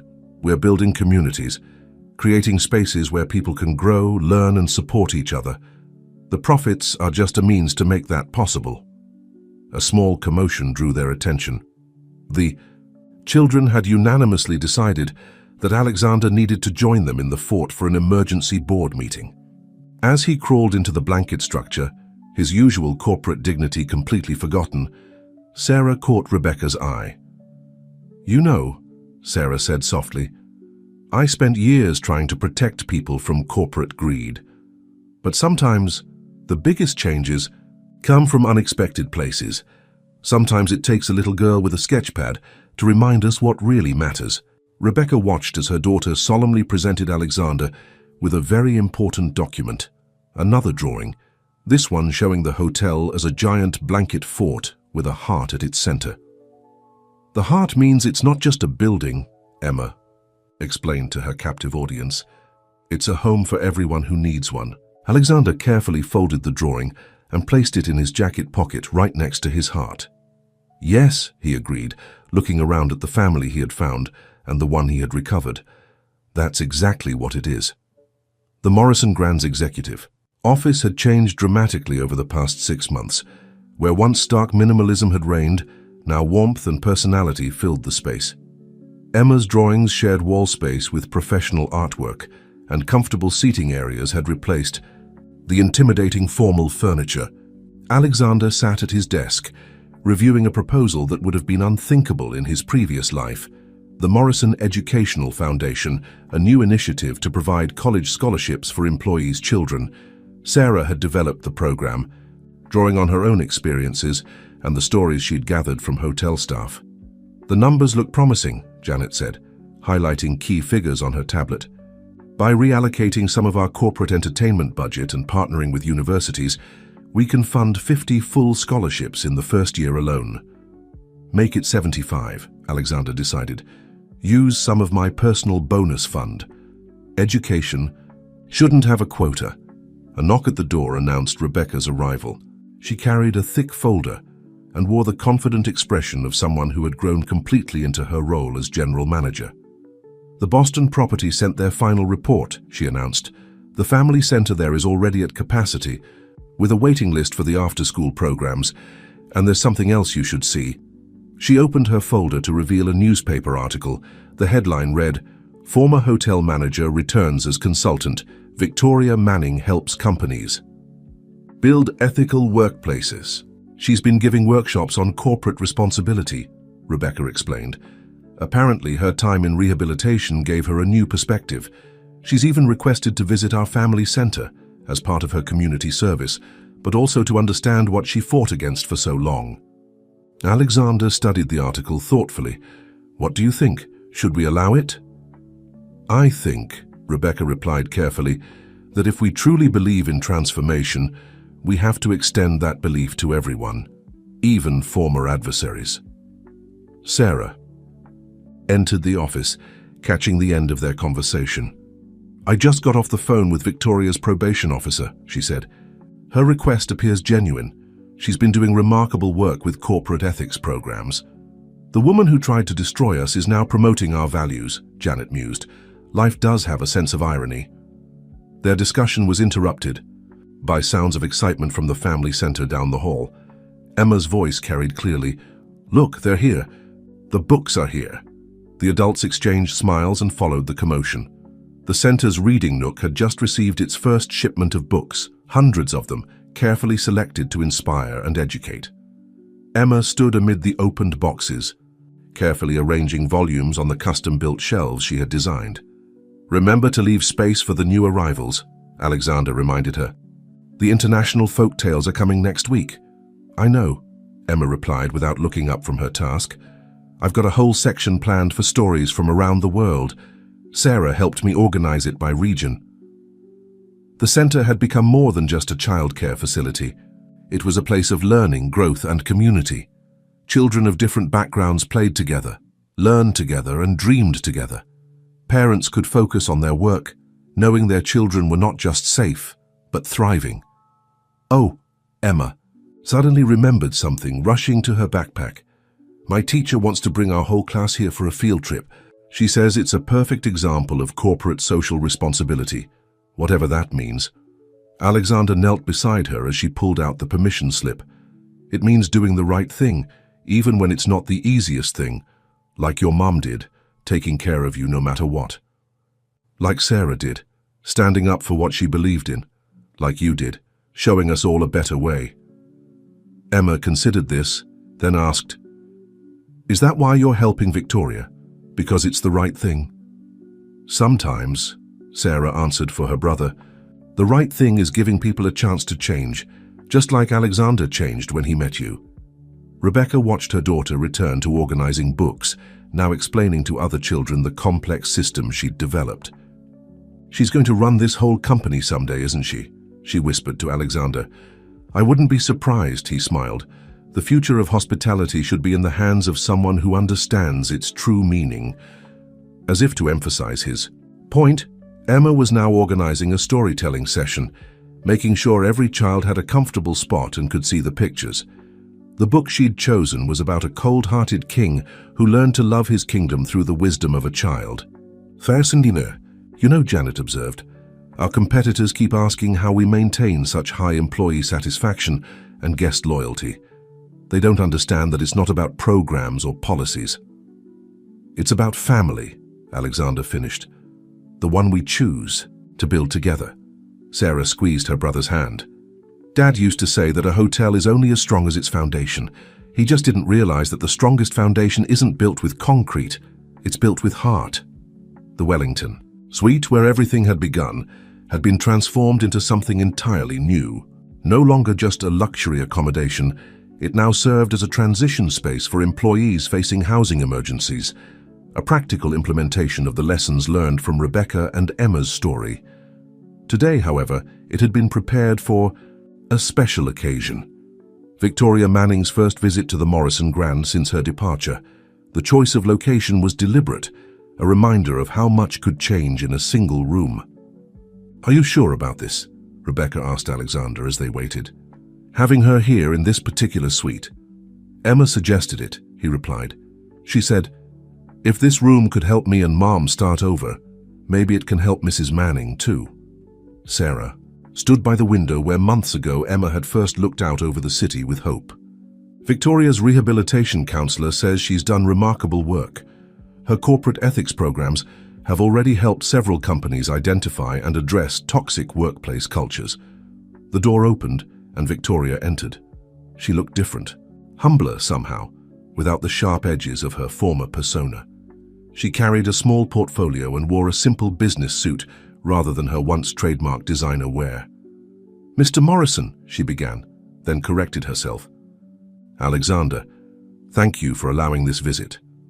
"Thank Emma," he replied. "She's the one who taught us all about second chances." Victoria's eyes moistened slightly. "I've been following the changes here. The Family First Initiative, the Education Foundation. It's everything I fought against, and everything I was wrong about." She opened her portfolio, revealing newspaper clippings about Morrison International's transformation. "In my corporate ethics workshops, I use your company as a case study. Not just the negative, what I did wrong, but the positive. How true change is possible when we remember what really matters." Rebecca stepped forward. "Would you like to see the family center? The children are preparing for their international cultural fair. Emma's been teaching them about hospitality traditions from around the world." As they walked through the hotel, Victoria absorbed the changes. Employees greeted them warmly, without the fear that had once permeated the corridors. The sound of children's laughter echoed from the family center, where Emma was directing a rehearsal for their upcoming presentation. "And this is," Emma was saying to her rapt audience, "is how families in Japan show hospitality. You bow to welcome your guests, showing respect and warmth." The children practiced, giggling as they wobbled through their bows. She spotted the adults and waved enthusiastically. "Mrs. Manning, would you like to learn about hospitality traditions too? We're going to show everyone at the cultural fair." Victoria looked startled at the warm welcome. I would like that very much," she managed.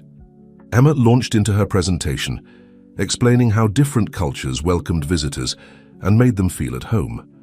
Her natural enthusiasm was infectious, And soon Victoria found herself learning proper tea ceremony etiquette from a 7-year-old expert.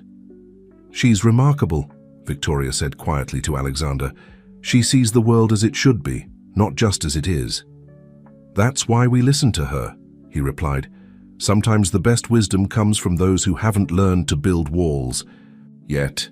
Sarah joined them carrying Emma's original sketchbook, now a treasured part of the hotel's history. "We're creating an archive," she explained, "documenting the transformation for future hoteliers to study. Would you be willing to contribute your perspective, both from before and after?"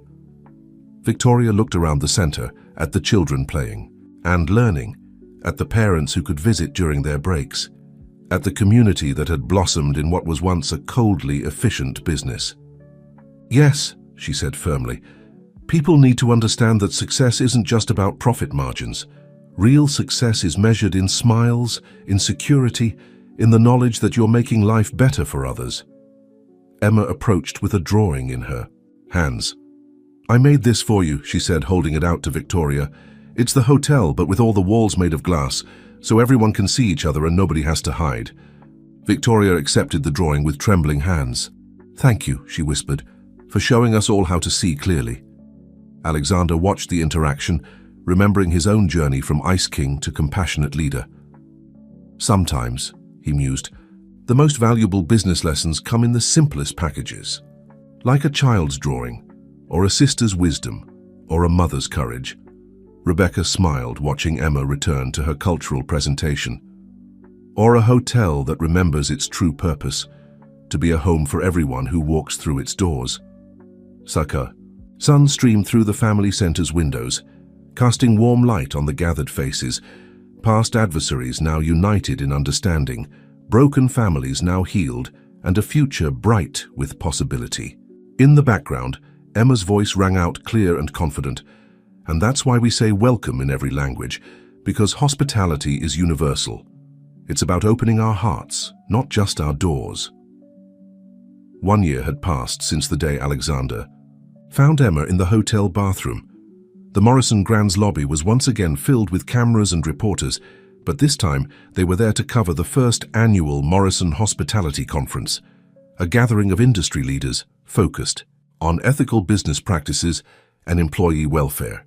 The conference had been Emma's idea, naturally. "If other hotels learn from us," she had reasoned, "more families can be happy like we are." Her simple wisdom had once again sparked something transformative. Alexander stood at the podium looking out over the assembled crowd. Hotel executives from around the world sat alongside Morrison International employees of all levels. In the front row, Emma sat between Rebecca and Sarah, her ever-present sketchbook open to a fresh page. "A year ago," Alexander began, "I thought I knew everything about running a successful hotel chain. I had spreadsheets, protocols, and profit, margins all perfectly calculated. What I didn't have was understanding, real understanding of what hospitality truly means." He gestured to the family center's open doors, where children could be seen engaged in various activities. "This isn't just a childcare facility, it's a statement of values, a declaration that our employees' families are part of our corporate family. That success is measured not just in dollars but in dignity." Victoria Manning stepped forward to share her perspective. She had become an unexpected ally in spreading the message of corporate transformation. "I spent years believing that compassion was incompatible with business success," she admitted. "I've never been more grateful to be proven wrong."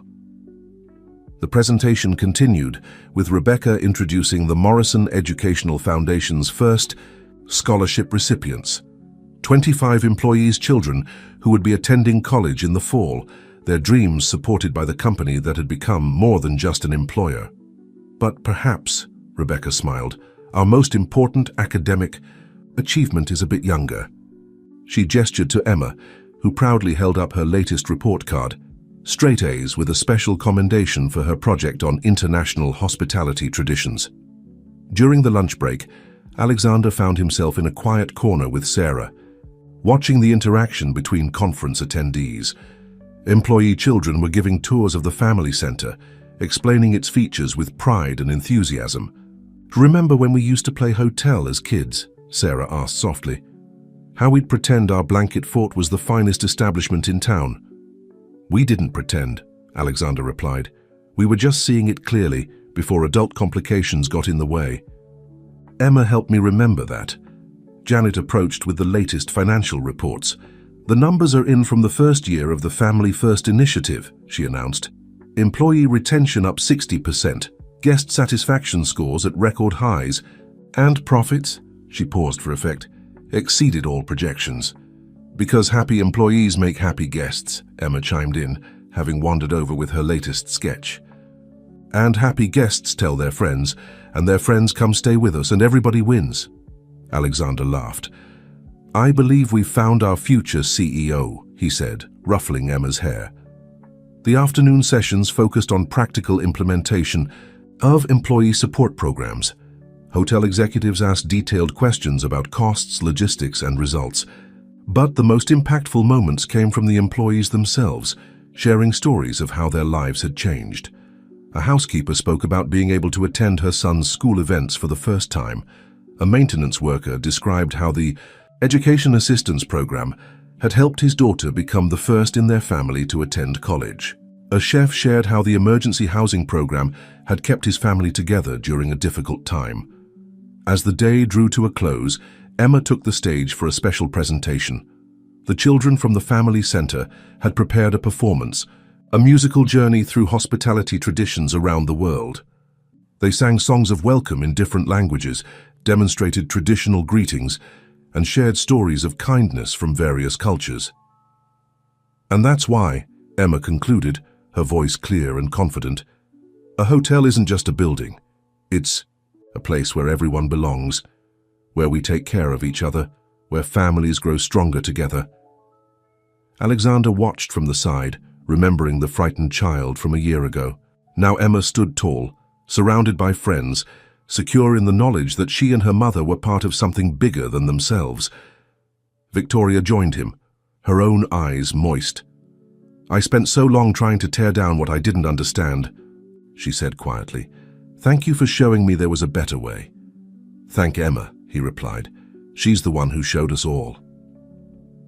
The evening following the conference found the Morrison Grand's rooftop garden transformed into a celebration space.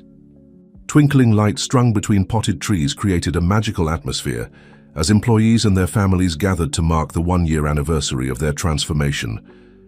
Emma had taken charge of decorations naturally. Her artistic touch was evident in the hand-painted welcome signs in multiple languages and the creative arrangement of comfortable seating areas that encouraged conversation and connection. The Ice King's palace has become a warm hearth, Janet remarked to Alexander as they watched the celebrations. And our profits have never been better. Funny how that works. Not funny at all, Rebecca joined them, professional as always in her role as general manager, but with a mother's pride shining in her eyes. It's simple math, really. Happy employees create happy guests become loyal customers, and loyal customers bring new business.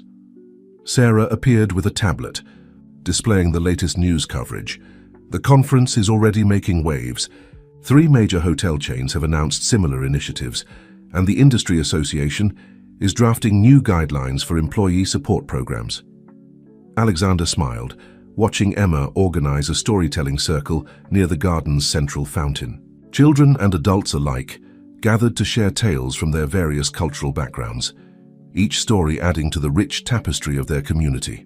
You know, he said thoughtfully, I spent years thinking leadership meant maintaining distance, staying above the personal elements of business. I never realized that true leadership means getting closer, understanding the human stories behind the statistics. Victoria, who had been invited to join the celebration, approached their group. I've been asked to write a book, she announced, about corporate transformation and ethical leadership. They want to use Morrison International as the central case study. You should interview Emma, Sarah suggested with a laugh. She's the real architect of all this. As if summoned by her name, Emma bounced over, excitement radiating from her face. Alexander, Mum, come quick, we're doing something special. They followed her to the storytelling circle, where the children had arranged themselves in a pattern. On Emma's signal, they began a performance they had secretly prepared. a narrative told through movement and words about the hotel's transformation. One child played Alexander, walking stiffly and checking spreadsheets. Another was Emma, hiding, but hopeful. Others represented Rebecca, Sarah, Janet, and even Victoria. As the story unfolded, the rigid movement softened. The separate players came together and the performance ended with everyone joining hands in a circle of connection. "You see," Emma explained to the applauding audience, "that's what happened. Here, we all learned to be part of the same story." Alexander felt Sarah squeeze his hand. "She's right, you know," his sister whispered. "We're all part of something bigger now." The celebration continued as the sun set over Manhattan, painting the sky in brilliant colors. Employees shared meals together. Children played between the gardens, paths, and the barriers that once divided them had completely dissolved. Rebecca found a quiet moment with Alexander near the rooftop's edge. "Thank you," she said simply, "not just for helping us, but for being willing to change, for showing that it's never too late to choose a different path." "I should be thanking you," he replied. "You and Emma showed me what I'd forgotten, that true success isn't built on protocols and profit margins. It's built on people, on family, on the courage to care." Their conversation was interrupted by Emma's voice, rising above the gentle murmur of the celebration. She had gathered everyone for a special moment. "1 year ago," she announced with the poise of a natural leader, "this hotel started becoming what it was always supposed to be, a place where everyone belongs, where no one has to hide or be afraid, where we're all family." She held up her original sketchbook, its pages now worn with use and love. "My first drawing was just a dream, but look around. The real thing is so much better. Because it's not just a building anymore, it's a home, our home." The gathered crowd applauded, many wiping tears from their eyes. Alexander looked around at the family he had found and rediscovered, at Sarah, who had helped him remember who he used to be, at Rebecca, who had shown him the strength of a parent's love, at Janet and Claire, who had embraced the change with open hearts, at Victoria, who had found redemption through understanding, and at Emma, the catalyst who had started it all. "You know what the best part is?" Emma continued, her green eyes sparkling in the twilight. "This is just the beginning. Because when you build something with love, it keeps growing and growing, just like a family." As the stars began to appear above the Manhattan skyline, the Morrison Grand stood as a beacon of transformation. Not just a luxury hotel, but a testament to the power of compassion, the strength of community, and the simple wisdom of a child who dared to dream of a better way. The morning sun streamed through the windows of Emma's new bedroom, illuminating the wall covered with her artwork. Among her latest drawings was something special: architectural plans for a treehouse reading nook she'd designed for the newest Morrison International property in Chicago. "Emma," Rebecca called from the kitchen of their comfortable apartment, just 2 blocks from the Morrison Grand, "don't forget your presentation materials." Today was a big day. Emma had been invited to speak at a special assembly at her school about corporate social responsibility. The fact that a 9-year-old was giving such a presentation might have seemed unusual, but Emma had become something of a celebrity in the business world. As she gathered her materials, Emma paused to look at the family photos on her desk. There she was with her mom at her school's honor roll ceremony. Another showed her with Alexander and Sarah at the family center's first anniversary celebration. A third captured a moment from Victoria's latest visit, where she'd helped Emma develop a children's program about business ethics. At the Morrison Grand, Alexander stood in the lobby, watching the morning rush with satisfaction. The space hummed with positive energy, employees greeting each other warmly, children heading to the family center for before-school activities, guests commenting on the unique atmosphere of welcome that permeated the hotel. Sarah joined him, coffee in hand. "Ready for the big announcement?" He nodded, patting his jacket pocket where an important document waited. After months of preparation, Morrison International was about to launch its most ambitious initiative yet, the Global Family Alliance, a partnership between hotel chains worldwide to implement employee support programs and ethical business practices. The legal team just finished reviewing the final agreements, Janet reported, approaching with her ever-present tablet. 23 hotel groups have signed on as founding members. Victoria's corporate ethics program will be a cornerstone of the training requirements. The lobby's energy shifted as Rebecca and Emma arrived. Emma wore her school uniform with a special edition, a professionally made name badge identifying her as Junior Hospitality Consultant. The title had been Alexander's idea, acknowledging her ongoing contributions to the company's evolution. "There's my favorite consultant," he greeted her warmly. "Ready for your big speech?" Emma nodded confidently. "I'm going to tell them about how one person can make a difference, even if they're small, and how sometimes the best way to solve big problems is to think about what families need." "Speaking of families," Sarah interjected with a smile, "we have a surprise for your presentation." She gestured toward the entrance, where a group of children and parents from various Morrison International properties had gathered. They had flown in from hotels across the country to support Emma's presentation, each with their own story of how the Family First initiative had changed their lives. "We thought you might like some real-life examples for your speech," Rebecca explained, watching her daughter's face light up with joy. Emma rushed to greet her friends, the son of a Miami hotel chef who was now attending advanced culinary classes, the daughter of a Chicago housekeeper who had won a national art competition, the twins from Boston whose father's engineering degree was being funded by the Education Foundation. As the children chatted excitedly, Alexander observed the scene with satisfaction. The Morrison Grand had become more than just a luxury hotel.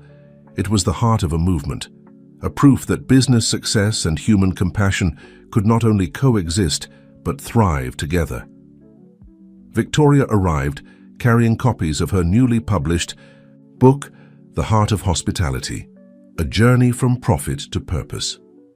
Emma's story featured prominently in the first chapter, setting the stage for a comprehensive exploration of corporate transformation. "The advance orders are exceptional," Victoria reported. "Every business school in the country wants it for their ethics curriculum, but more importantly, it's inspiring real change. I've been invited to consult with companies across various industries, all looking to implement similar programs." As they prepared to leave for Emma's school, Alexander gathered everyone for a moment. "Before we go, I want to share something with all of you. The Global Family Alliance isn't just about hotels. It's about changing how businesses think about their responsibilities to employees and society." He turned to Emma. "And it all started because one brave little girl showed us what we'd forgotten. That true hospitality begins with taking care of our own." Emma smiled, reaching for her mother's hand.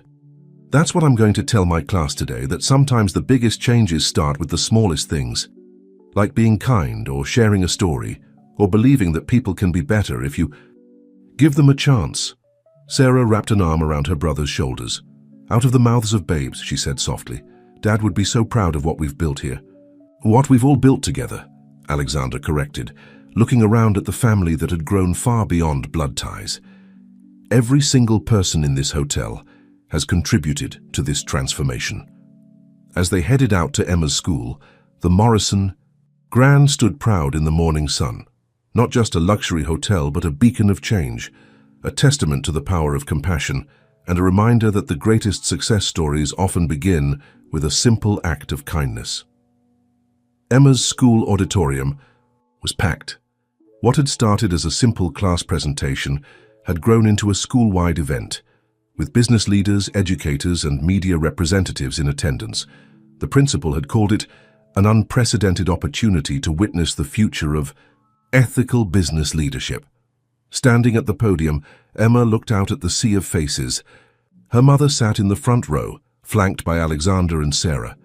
Victoria was there with her book publisher, and Janet had brought the entire executive team. But what made Emma's heart truly soar was seeing the families from Morrison International, properties across the country, all the children whose lives had changed alongside hers. "A year and a half ago," she began, her clear voice carrying through the auditorium, "I was hiding in a hotel bathroom because my mom and I had nowhere else to go. I was scared and hungry, and I thought no one would ever help us." The audience was silent, captivated by her honesty. But then something magical happened. Someone chose to be kind instead of following rules. Someone remembered that hotels aren't just about fancy rooms and making money. They're about taking care of people. She clicked to the next slide in her presentation, showing her original sketch of the family center. This was my dream. Just a drawing of what I thought a hotel could be. A place where no one had to hide, where families could stay together, where everyone belonged. The next slides showed the reality. The vibrant family centers now operating in Morrison International properties across the globe, the scholarship recipients heading to college, the employee support programs that had become industry standards. But the best part isn't the buildings or the programs, Emma continued. It's the stories, like Maria, whose dad can attend her dance recitals now because the hotel has flexible schedules. Or Tyler, who's going to be a chef like his mom because the Education Foundation is helping with culinary school. Or Ms. Victoria, who learned that being successful doesn't mean being cold. Victoria wiped a tear from her eye as Emma smiled at her. Sometimes people think you have to choose between being good at business and being good to people, but that's not true. The Morrison Grand is more successful now than ever before because when you take care of your family, your whole family, everything gets better. She clicked to her final slide, a new drawing she'd created specially for this presentation. It showed the Morrison Grand, but the building was transparent, revealing all the lives intersecting within its walls. Families, employees, guests, all connected in a web of warmth and welcome. This is what hospitality really means, she declared. It's not just about giving people a place to sleep. It's about giving them a place to belong, a place to grow, a place to dream. As applause filled the auditorium, Alexander stood and walked to the podium. Emma has taught us all something invaluable, he said, that the measure of true success isn't found in spreadsheets or stock prices. It's found in the stories we create together, the lives we touch, the communities we build. He turned to Emma with a smile. Which is why I'm pleased to announce that the Morrison International Board of Directors has created a permanent position, Director of Community and Family Initiatives, and we can think of no one better qualified to help shape this role for the future than the young lady who inspired it all. Emma's eyes widened as Alexander handed her an official-looking document, a commitment that when she was ready, after completing her education, the position would be hers to define and develop. Rebecca joined them at the podium, proud tears in her eyes. From a scared little girl in a hotel bathroom to a leader helping shape the future of corporate responsibility, she said softly, dreams really do come true.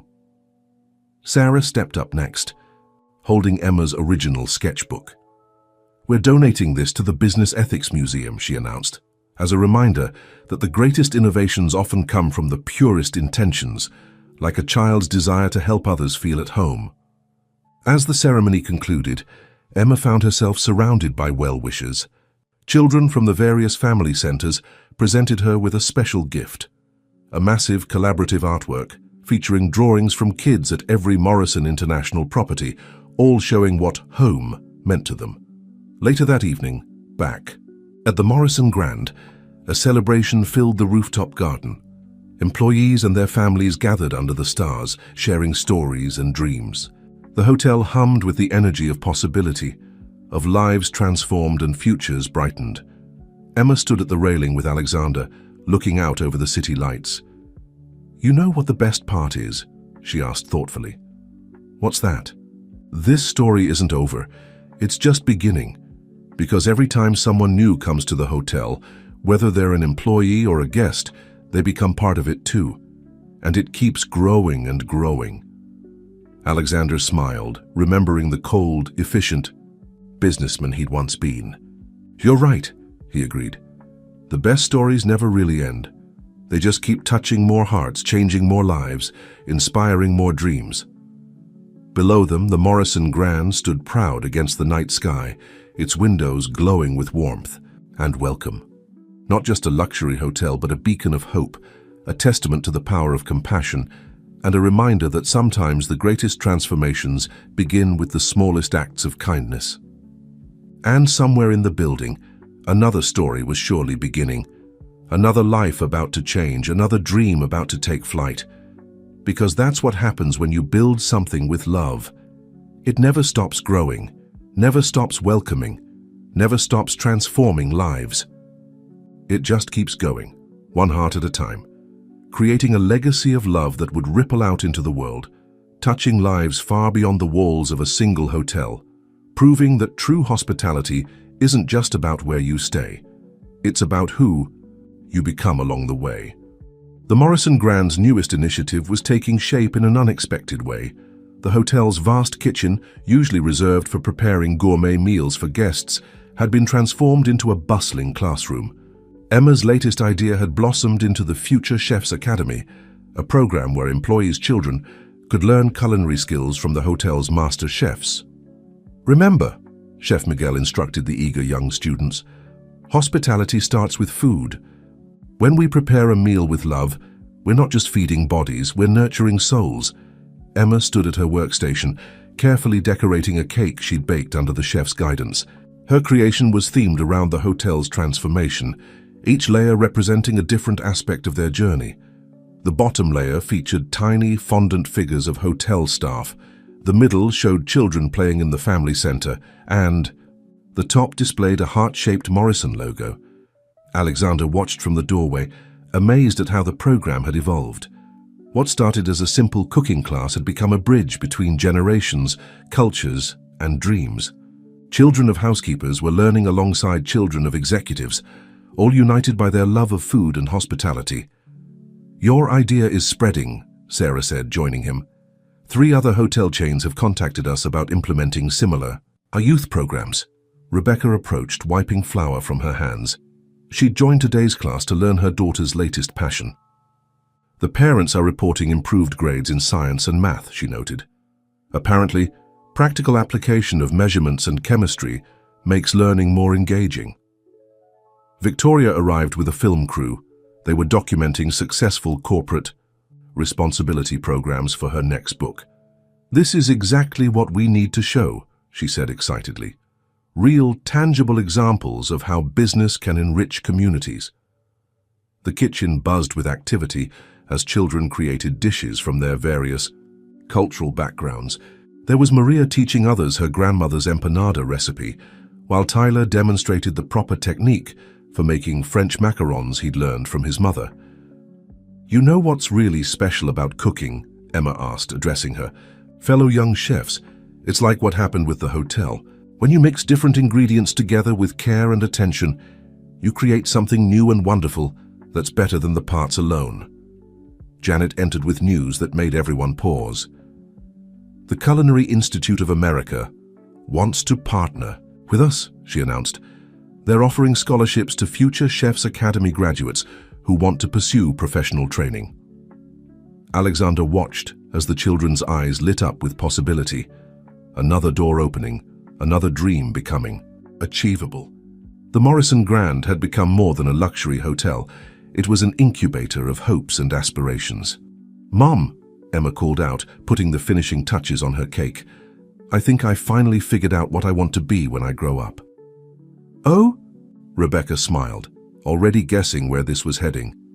"I want to be everything," Emma declared. "A hotel manager like you, a business leader like Alexander, a teacher like Sarah, and a chef like Miguel. Because that's what hospitality is about, bringing all the good things together to make people happy." Chef Miguel wiped a tear from his eye, pretending it was just onion juice.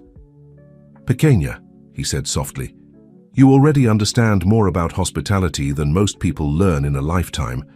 As the afternoon progressed, the kitchen filled with the aroma of success, fresh-baked bread, simmering sauces, and most importantly, the sweet scent of dreams taking flight.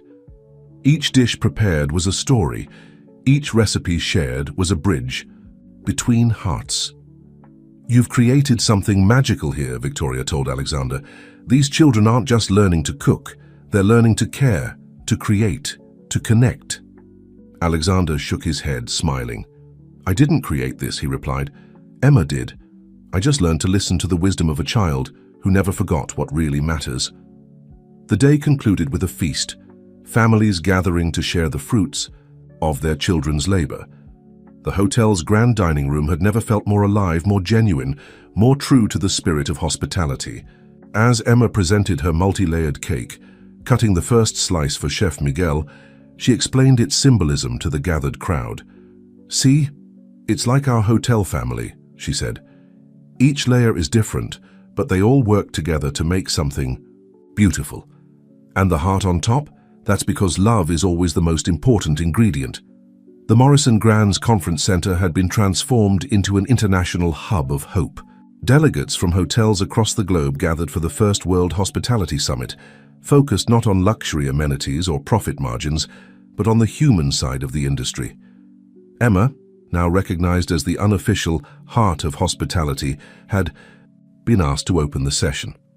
She stood at the podium, her green eyes scanning the diverse crowd of industry leaders, employees, and families who had traveled from every corner of the world to be part of this revolutionary movement. "When I first came to this hotel," she began, her voice clear and confident, "I thought I was just looking for a place to stay. But what I really found was a truth that many had forgotten, that hotels aren't just buildings.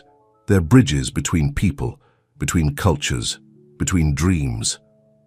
The summit's theme, Building Bridges of Hope, was displayed on massive screens accompanied by images from Morrison International's transformation. Photos showed family centers from Dubai to Sydney, culinary programs in Singapore, and education initiatives in London, all inspired by the changes that had begun in New York. Sarah took the stage next, presenting the results of a global study on the impact of employee-focused initiatives. "The data is clear," she announced. "When we invest in our hotel families, we create ripples of positive change that extend far beyond our properties." The presentation included video messages from employees worldwide. A housekeeper in Tokyo spoke about how the education program had helped her son attend university. A bellman in Paris shared how the family center had allowed his wife to return to work. A chef in Mumbai described how the culinary youth program had revived traditional recipes while creating opportunities for the next generation.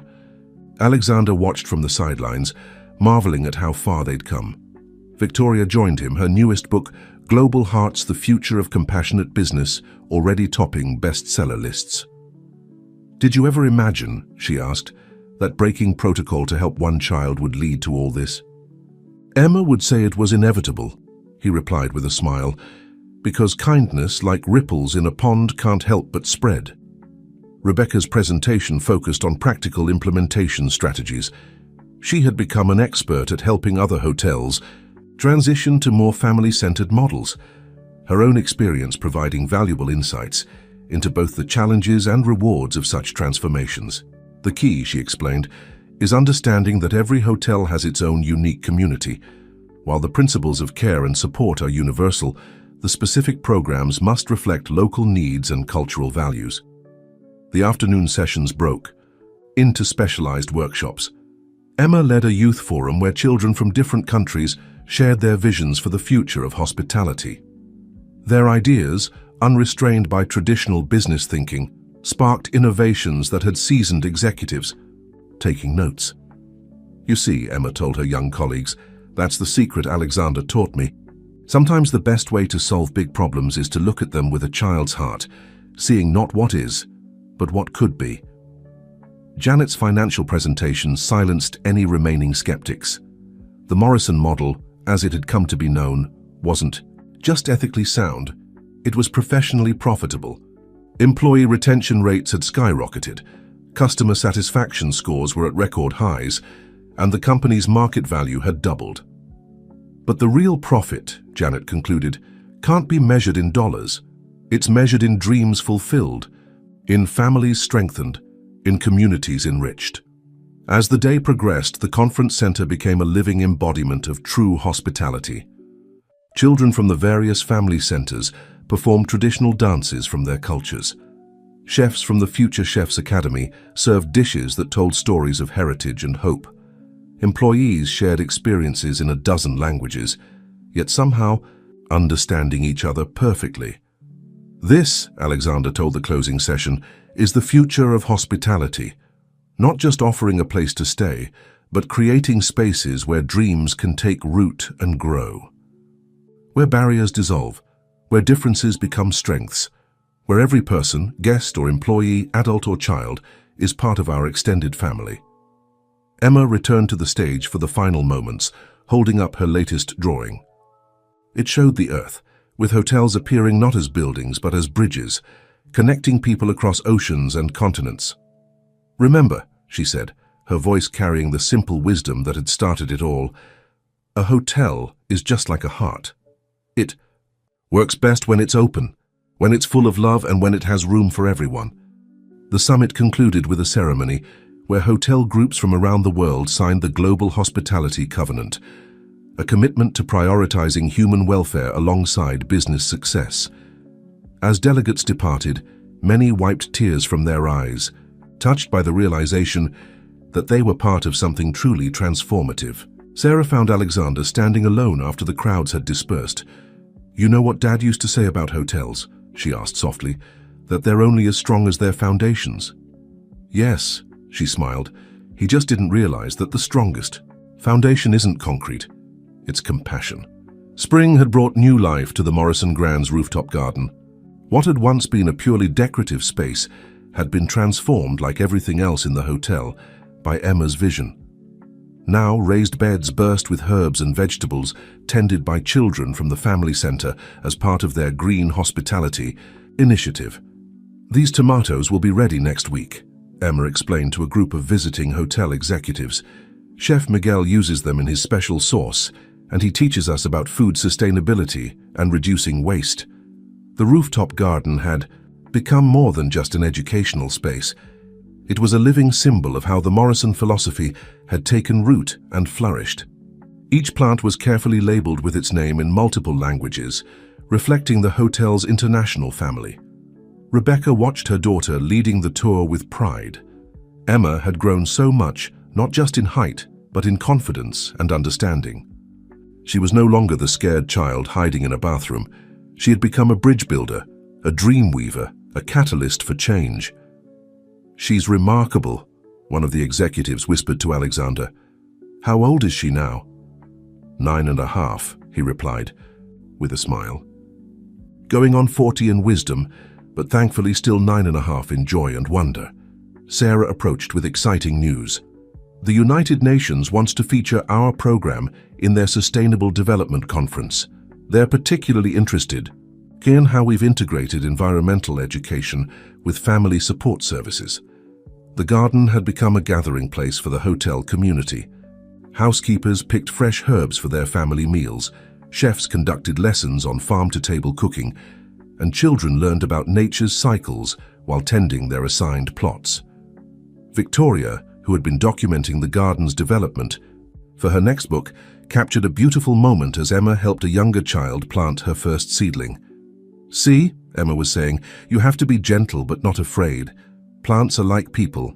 They need care and attention, but they also need space to grow their own way."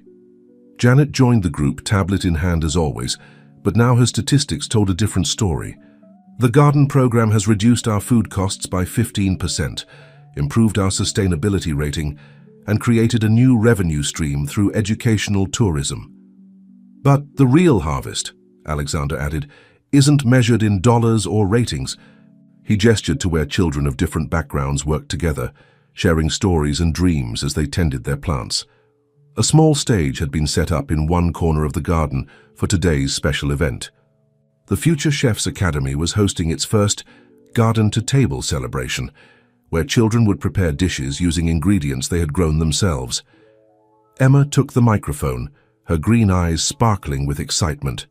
"Welcome to our garden," she began. "Like our hotel, it's a place where different things come together to create something beautiful.